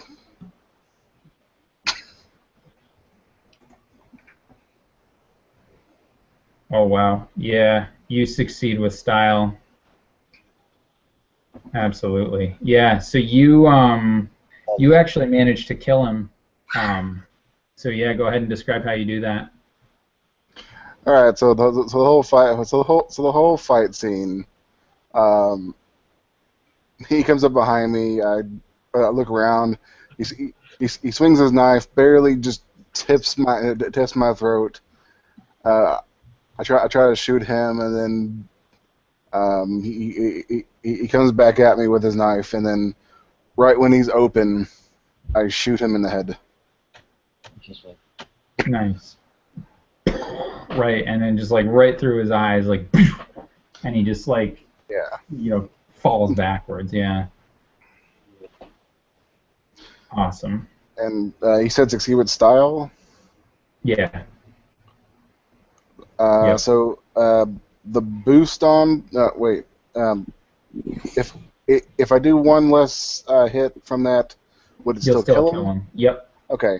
The boost from that is I'm gonna call it pumped. Call it what? Because call it pumped. Pumped, yeah. As in like the adrenaline. Like the adrenaline pumping from that fight. Yep. You actually can get, I think, 2 invokes on that because you succeeded with style. Is that right? It's a boost. It's a boost. You're right. So it's only 1. Yep, that's right. You're thinking about creating an advantage. Yep, you're right. All right, cool. So yeah, so there's pumped, and we also still has, or I guess not my gun wants to be inside you. Maybe my bullet wants to be inside you. Yeah. That just sounds like a euphemism. Ew. And I can't remember, was that one created by Captain Smythe? Yeah, that was Yeah. smart. All right, yeah, that's what I thought. All right, cool. So we're gonna go back down to the captain. Considering I'm unconscious, Butch Yeah, is bleeding from his nose. yeah, and Kevin freaking just out. succeeded. Yep. I know the newbie, the sniper, is probably going to be the one to save all you guys. Although I kind of hope it's the Canadian God. captain. That would be crazy. Mm. And If I just somehow wake up from all this, that would be amazing. yeah. So Smythe, what are you gonna do at this point? So there's the German soldier in front of me. Is there anything specific about him that I would recognize as being unusual, maybe, or because I remember checking that room pretty well, and there was no one else down here, and suddenly there's this dude down here.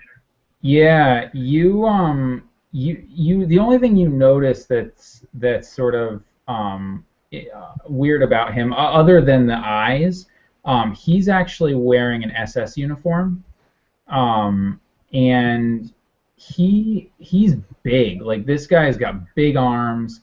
You know, he's sort of like your perfect specimen of an SS soldier.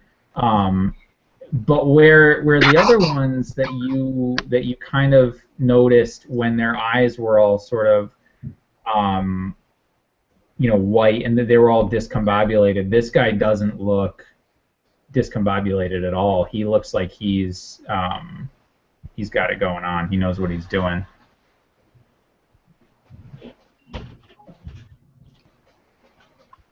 The captain will look at the German soldier and he'll go like,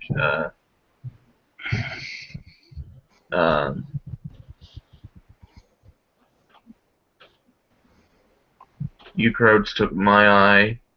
I'll take your eye." And he'll shoot at the guy again. Yeah. Can I use my boost for that? Yep. Alright. So I'll use my boost as a +2 to it. Yep.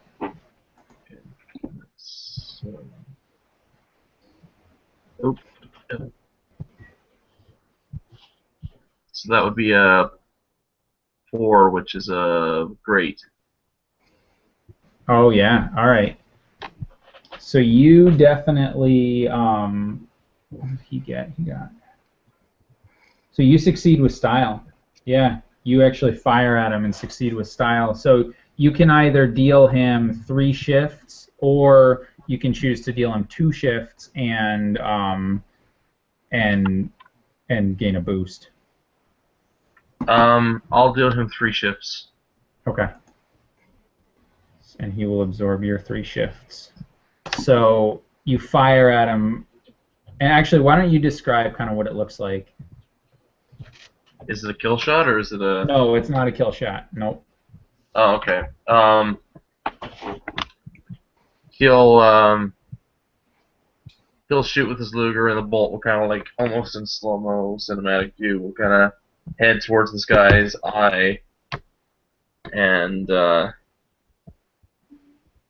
same one almost opposite, which would have the same eye that Smythe would have gotten shot in the war. Oh, okay. Basically an eye for an eye sort of thing. An eye for an eye. Yeah. Makes the little blind. Yeah, and you actually your bullet does actually hit him in the face, although it doesn't hit him directly in the eye, but it actually kind of like rips a chunk of his cheek right off. So he's got this sort of, you know, gaping wound now on his face, and you look for a minute at him, and he kind of like, "Ugh," you know, like that, and then he kind of puts his hand up to his face, and he wipes the blood away, and he looks at it for a minute, and then he looks back at you, and his eyes just seem to like glow at you, and you start to feel this intense kind of like pain in your head, and if you can, go ahead and make a defend roll for me. How do I make a defend roll? So it's just like a normal roll. I would normally think you could use clever because this is a psychic attack, but if you can think of another approach that would make sense, you could use that instead. I don't mind clever, as it is my highest ones. Yeah.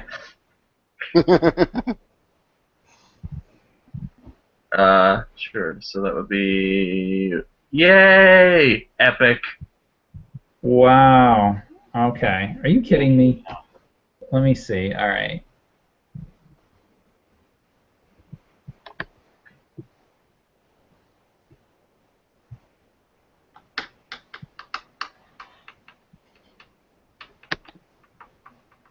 Okay. So let me see. All right. He's going to spend a fate point to invoke his aspect, so he will tie. So he attacked you. On a tie, you don't take any damage, but he gains a boost. Dun, dun, dun. Yikes. You almost started, like, just for a minute, you started to feel like this, you know, these flashbacks come on of the first war, you know, and you could almost like smell and taste mustard gas for a minute, but you managed to steel your nerves and avoid, you know, this damage, this psychic damage.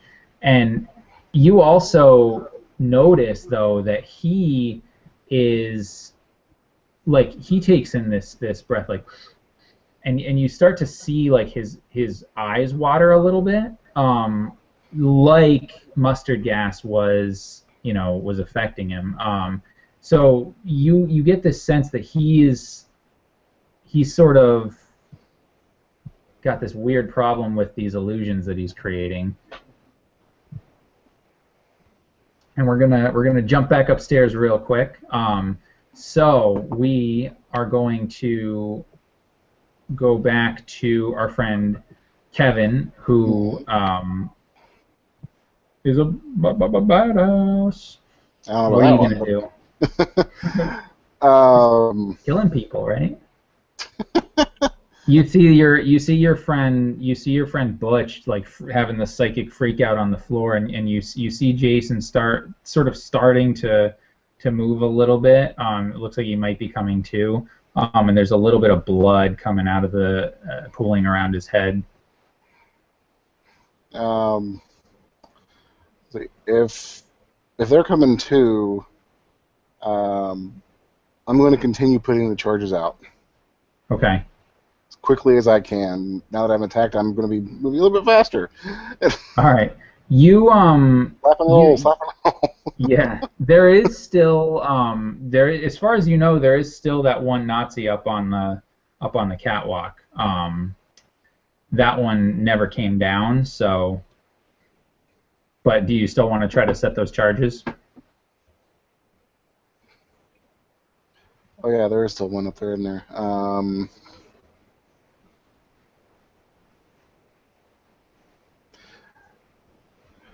In that case, I'm not going to do it like in a hasty way. I'm going to keep my eyes out while doing it. Okay. So you're still kind of watching him?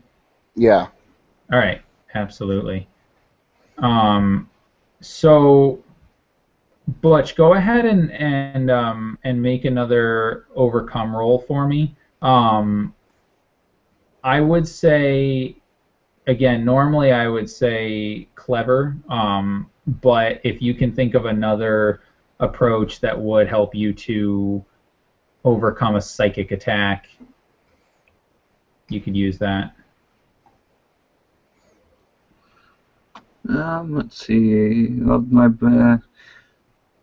my only one that's really any good is forceful. I don't know if there's any reasoning behind that, except for like mental fortitude. Yeah, I mean, I could see that working. You're trying to sort of brute force, stop this illusion out of your head. Like your mind is just, trying to fight it. Yeah, generally forceful and quick are physical, generally, but a strength of will would be forceful. Yeah. Okay, so just make a forceful roll. Yep. Okay, looks good so far. That's a superb. Oh yeah, you succeed with style, definitely, and you shake off that sort of psychic, illusion that was on you, and you actually see you gain a boost from that one, and you kind of turn your head almost against your will and look up at the Nazi that clearly is causing you this problem, and he seems very dazed. He seems very like out of it, like he's kind of holding his head a little bit and shaking his head like he doesn't know what's happening. But I would say that maybe you have a boost like mind block or something. Okay. Is that my whole action then, or am I able to? No, you can take an action. That was an overcome. That was his action. Okay. If I can, I'm not sure whose turn it is now.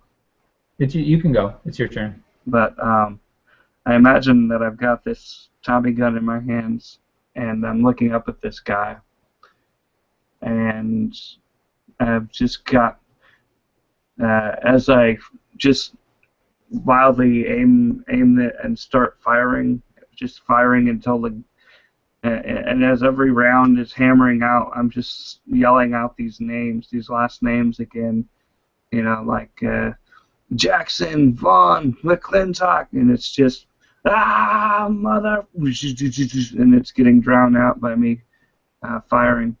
Nice. Absolutely. So how do I make an attack roll then? Is that so? It depends on how you want to do it. It's your approach, whichever approach you think would make sense. So if you're like just kind of, with that gun, I could see that being either forceful or I don't know what else it could be. It's pretty spray and pray, so I'm assuming that's not clever or careful. Maybe quick in that case. Yeah, let's go with quick. Even though forceful's better, quick. I think I am going for volume more than force at this point. All right. Right, and that is a average roll +1. All right, you 1, 2, 3. You actually managed to succeed with style, although you have killed him. So if you want, you can describe your killing blow. Oh, I've killed him? Yep. So it's, I imagine he's on a catwalk. I imagine that there's these big glass windows behind him, and when I shoot, when it's just the bullets going wild and not quite shattering the window, but definitely putting holes in it, and you just see it as it's trailing, putting holes into the window, and then it gets to him, and it's just a splotch of blood that comes out, and the trail just continues.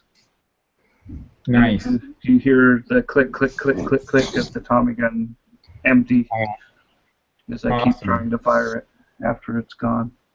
Yeah, and he and you kind of see him, riddled with bullets, and he it kind of staggers him back, and then the bullets, the extra bullets, actually shatter the window behind him, and he falls out of the window, kind of out into the into the night, and you can see like the rain starts coming in, and oh, what did you miss? Well, don't worry, your character was unconscious, so. Although now you actually start to wake up. You actually wake up to the sound of gunfire as Butch is firing a Tommy gun,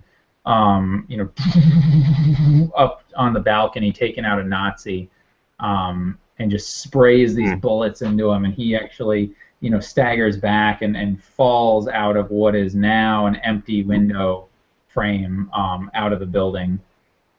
And you kind of get up and you're holding your head, and you kind of put your hand on the back of your head gingerly, and you feel like wet where there's blood there, and you kind of look around and you see a dead Nazi pretty much at Kevin's feet, and then you kind of look around a little bit and you realize that the room is clear. It's empty.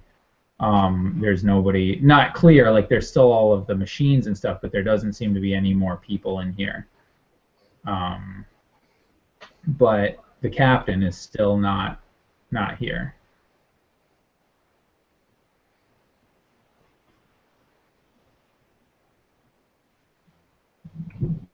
And Kevin, you're able to finish kind of placing your charges if you want. But what do you guys want to do in the meantime, Jason and Butch? I'm probably putting another clip in the Tommy gun, just to get me back to the routine of being a soldier, kind of brushing everything off. It's just as I maybe reach into my jacket pocket and pull out a cigarette and light it, despite despite the obvious danger of doing so. Yeah. Just shaking my head and saying, I've been doing this for too long. Nice. Yeah, and I would actually say that if you want, I will offer you a fate point, and I'll compel your disillusioned trouble to have you basically just pull up a seat near you and just sit down and be like, that's it, I'm done. Like, this isn't worth it anymore, if you want. Yeah, instead of, I guess I let the Tommy gun drop instead of reloading it, and I'm just sitting in this chair, and I'm just like... Yeah. And despite the danger, you light a cigarette or whatever? Yeah, I'm shaking, but I get the cigarette going, and I just, I would probably turn to, shoot, was to Jason or Kevin?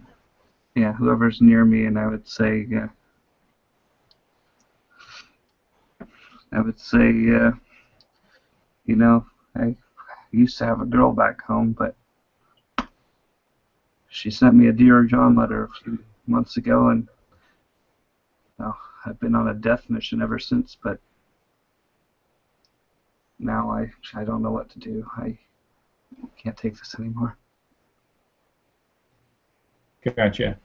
And you had said that to Jason, and he couldn't take it, and he went unconscious again, as his wound was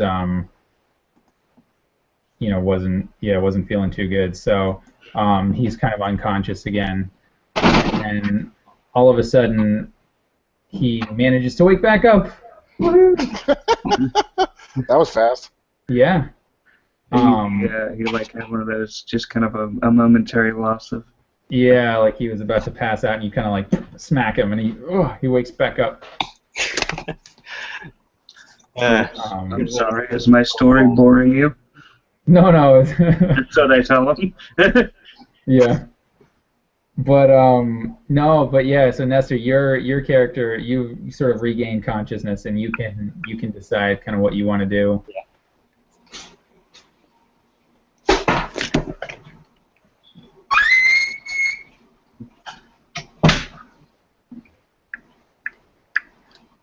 Alright.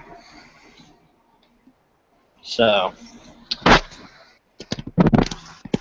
at this point, I'm probably just going to take a sip of whiskey from my flask to calm myself after that fall. And I Okay. would probably snatch it out of your hands and take whatever's left afterwards, And Nice. even though you've never seen me drink before. Awesome. uh, All right, so you guys are kind of just chilling for a minute as kind of watching Kevin as he's getting this place, ready, wired up and ready to blow. Yeah, Um, I would probably turn to him and say, I'm drinking my whiskey. I'm sort of reminiscing about my father, who was a veteran. We enlisted at the same time. oh, nice. All right. He didn't exactly make it, as far as I did. Yep. and I would take the last of the whiskey and say, so sometimes I wonder if dying would just be easier. And then, how do you drink this? Hey, that was like 1545 whiskey there. That was expensive whiskey. Nice. And so as you guys are arguing over the whiskey, we go back downstairs, and Captain Smythe, you're staring again at this huge SS Nazi with his eyes all white and a big chunk taken out of his his cheek. And he had just attempted to sort of create this horrifying illusion, but you managed to shake it off. So, what are you going to do at this point?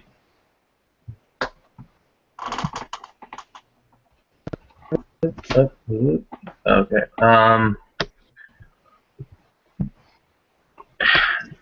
Captain Smythe is going to holster his Luger after this battle of the minds a little bit. He's going to twirl his dagger in one hand, and he's going to say, "Enough of this bullshit." And he's just going to run straight at this SS soldier with his dagger drawn and going to attempt to stab him. All right. Yeah, go for it. Guessing that would be forceful, wouldn't it? Yeah. Forceful, quick, flashy. Depends on how he's doing it. Yeah. Forceful, like running like, and it came out an average. All right. Let's see. Okay, so you would tie if you don't modify your roll at all. He also got an average. So that would mean that the attack does not harm the target, but you would gain a boost if you wanted to. Sure. Okay. So we can do that. I can think of the name for this boost. I want to put my knife in you. Alrighty. Another thing that sounds clearly like a euphemism. Nice. So you lunge at him, and as you lunge at him, he kind of like grabs you, with his huge arm, and kind of holds your hand back as the knife, is attempting to bore into you, and then for just a second, like, his gaze, even though he doesn't have pupils, his gaze locks on you, and he's definitely going to try to hurt you here. And he's going to kind of try to bore into your mind here. So if you can, go ahead and make a defend roll for me.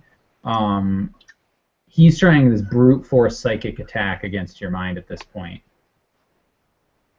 Alright, using my clever, that would be a superb. Okay.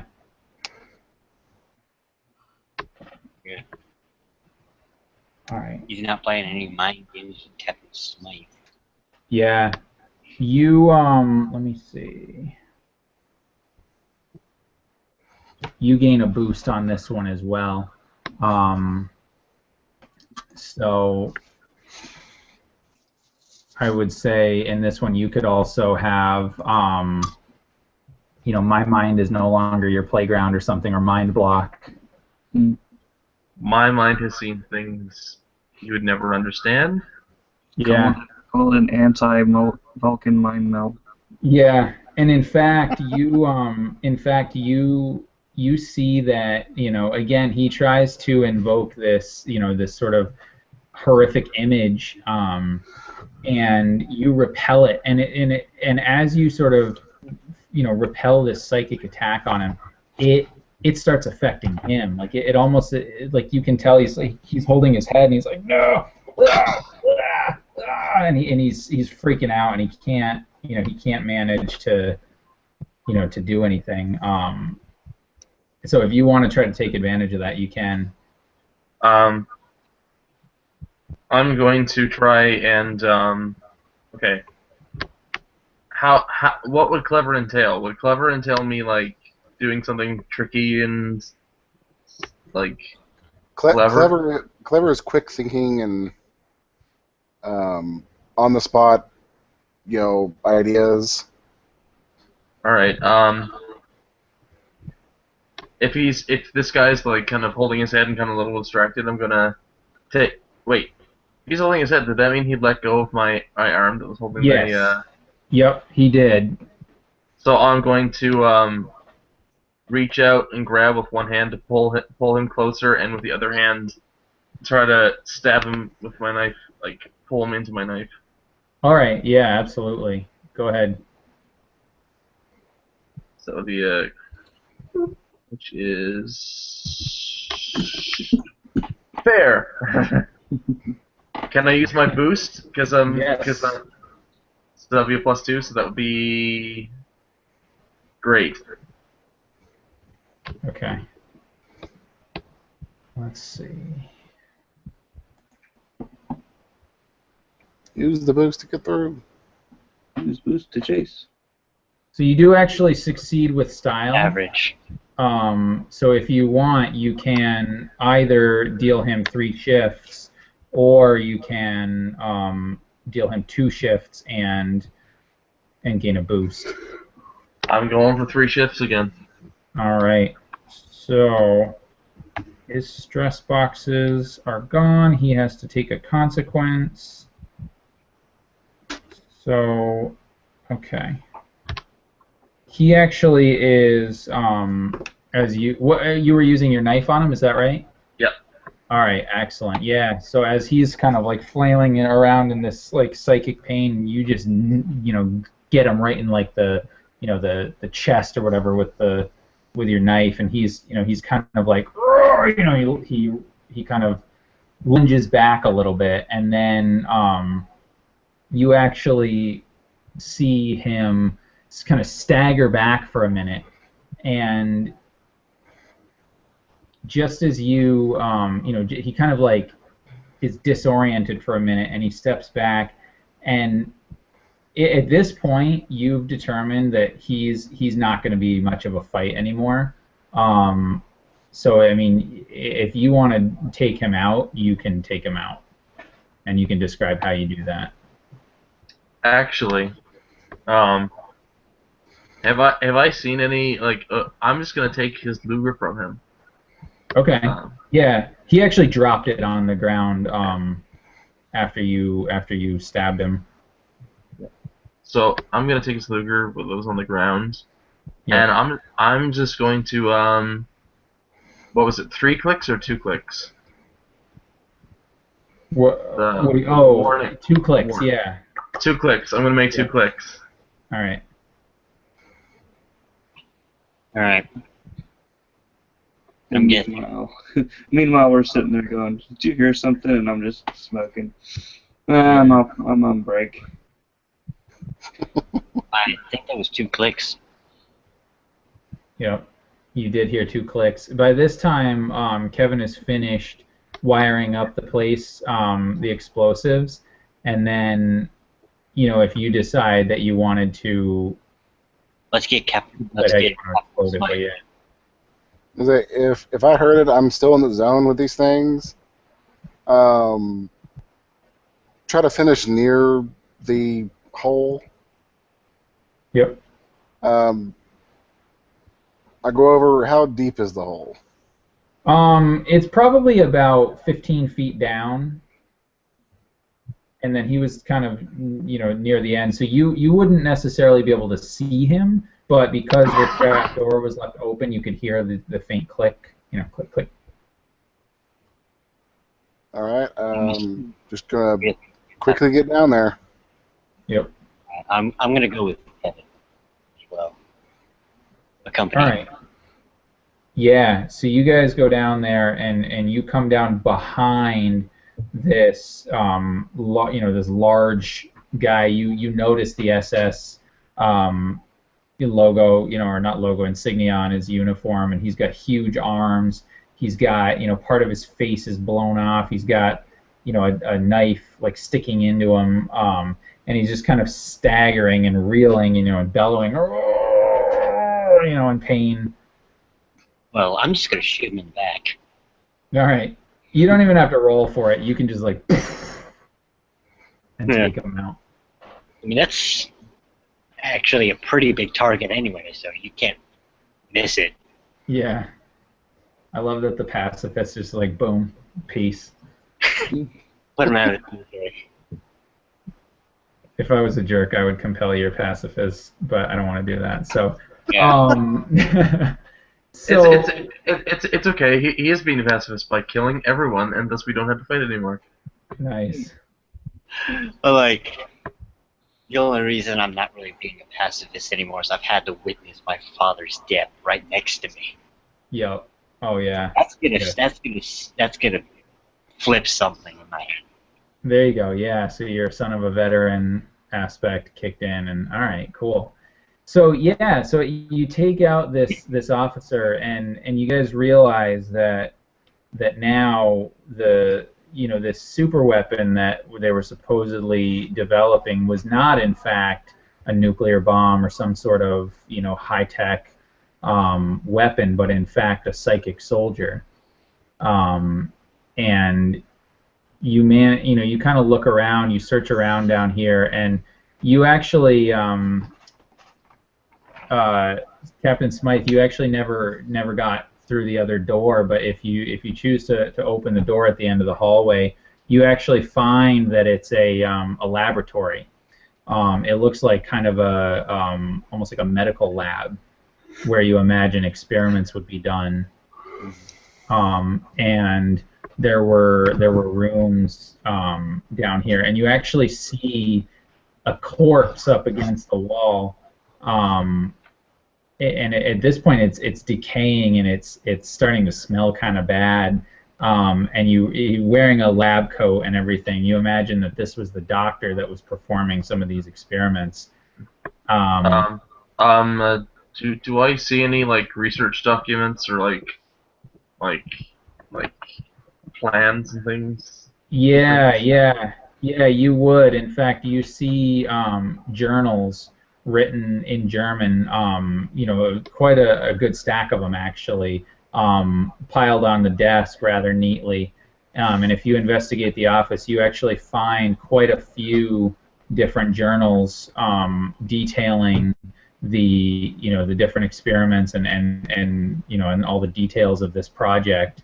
I'm assuming we're gonna want those.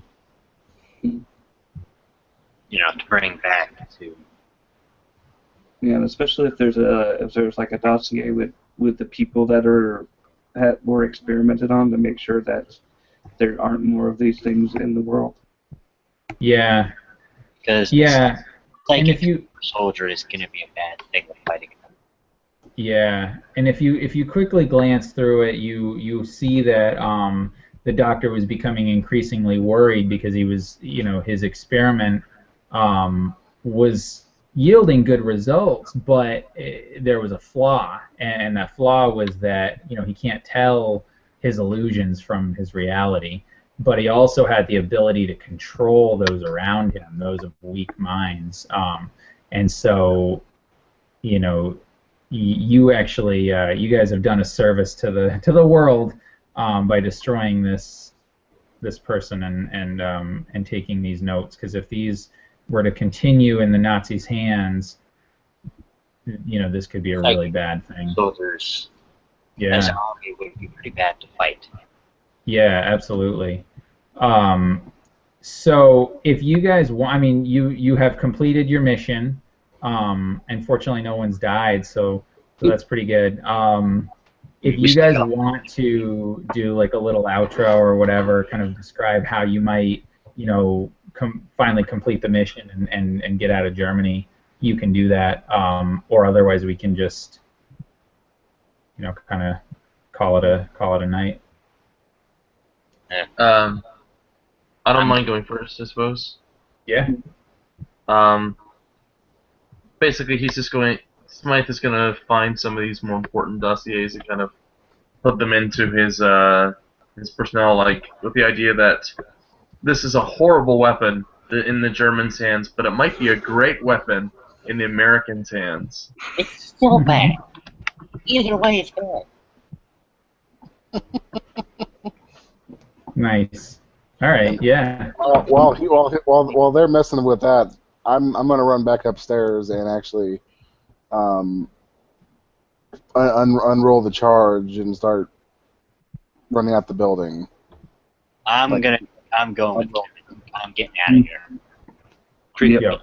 As soon as I see that, I'm just huffing out of the building. Yeah. Absolutely. Yeah. Collect papers and run. Near me today. Nice. Yep. And so you guys exit the building, and you know, and you can see kind of, you know, you guys kind of coming out, and you can see, you know, Kevin just like unspooling this, you know, this line of debt cord or whatever, and you know, you guys kind of make it off to another spot, and you know, kind of a secluded area, and then you see the Nazi truck kind of drive back up to the building and realize the guards are gone, and just as, you know, as they kind of go and enter the building, Kevin, you know, gives himself a little smile, and the whole building goes up. Story building, but send some Nazis with it. Oh yeah. And of course, you know, sirens start going off, and people, you know, start coming out of the town, and you know, you hear what actually sounds like an air raid siren, you know, that,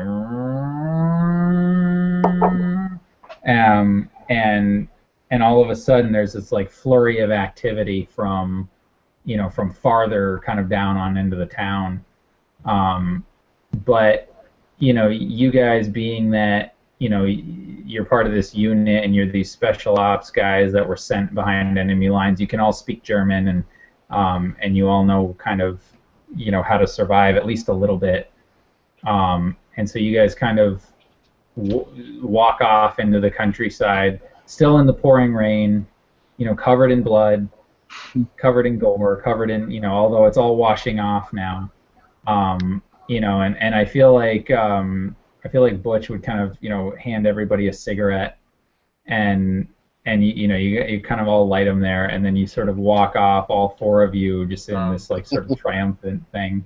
Before we walk off, Or 218. Yeah. When Captain Smythe takes the cigarette from Butch and lights it, some of the mud from his hat gets down behind his eye patch, and he kind of pulls his eye patch up, and what people can see is that there's a blank white eye, and where his eyelid would be is the back end of a bullet. So when he got his shot in the eye, his bullet got stuck where his eye is, so it didn't actually, you can't see with it anymore, but it's stuck there now. And so he wipes the mud away from it, and then it puts the eye patch back down. Nice. That's awesome. Yep, and heroic victory music plays in the background, which is weird because, you know, you guys are looking around and there's nobody there, but But considering everything you went through, it's not all that strange. Yeah. Yeah, and cool, and that's where we'll end this session. Cool.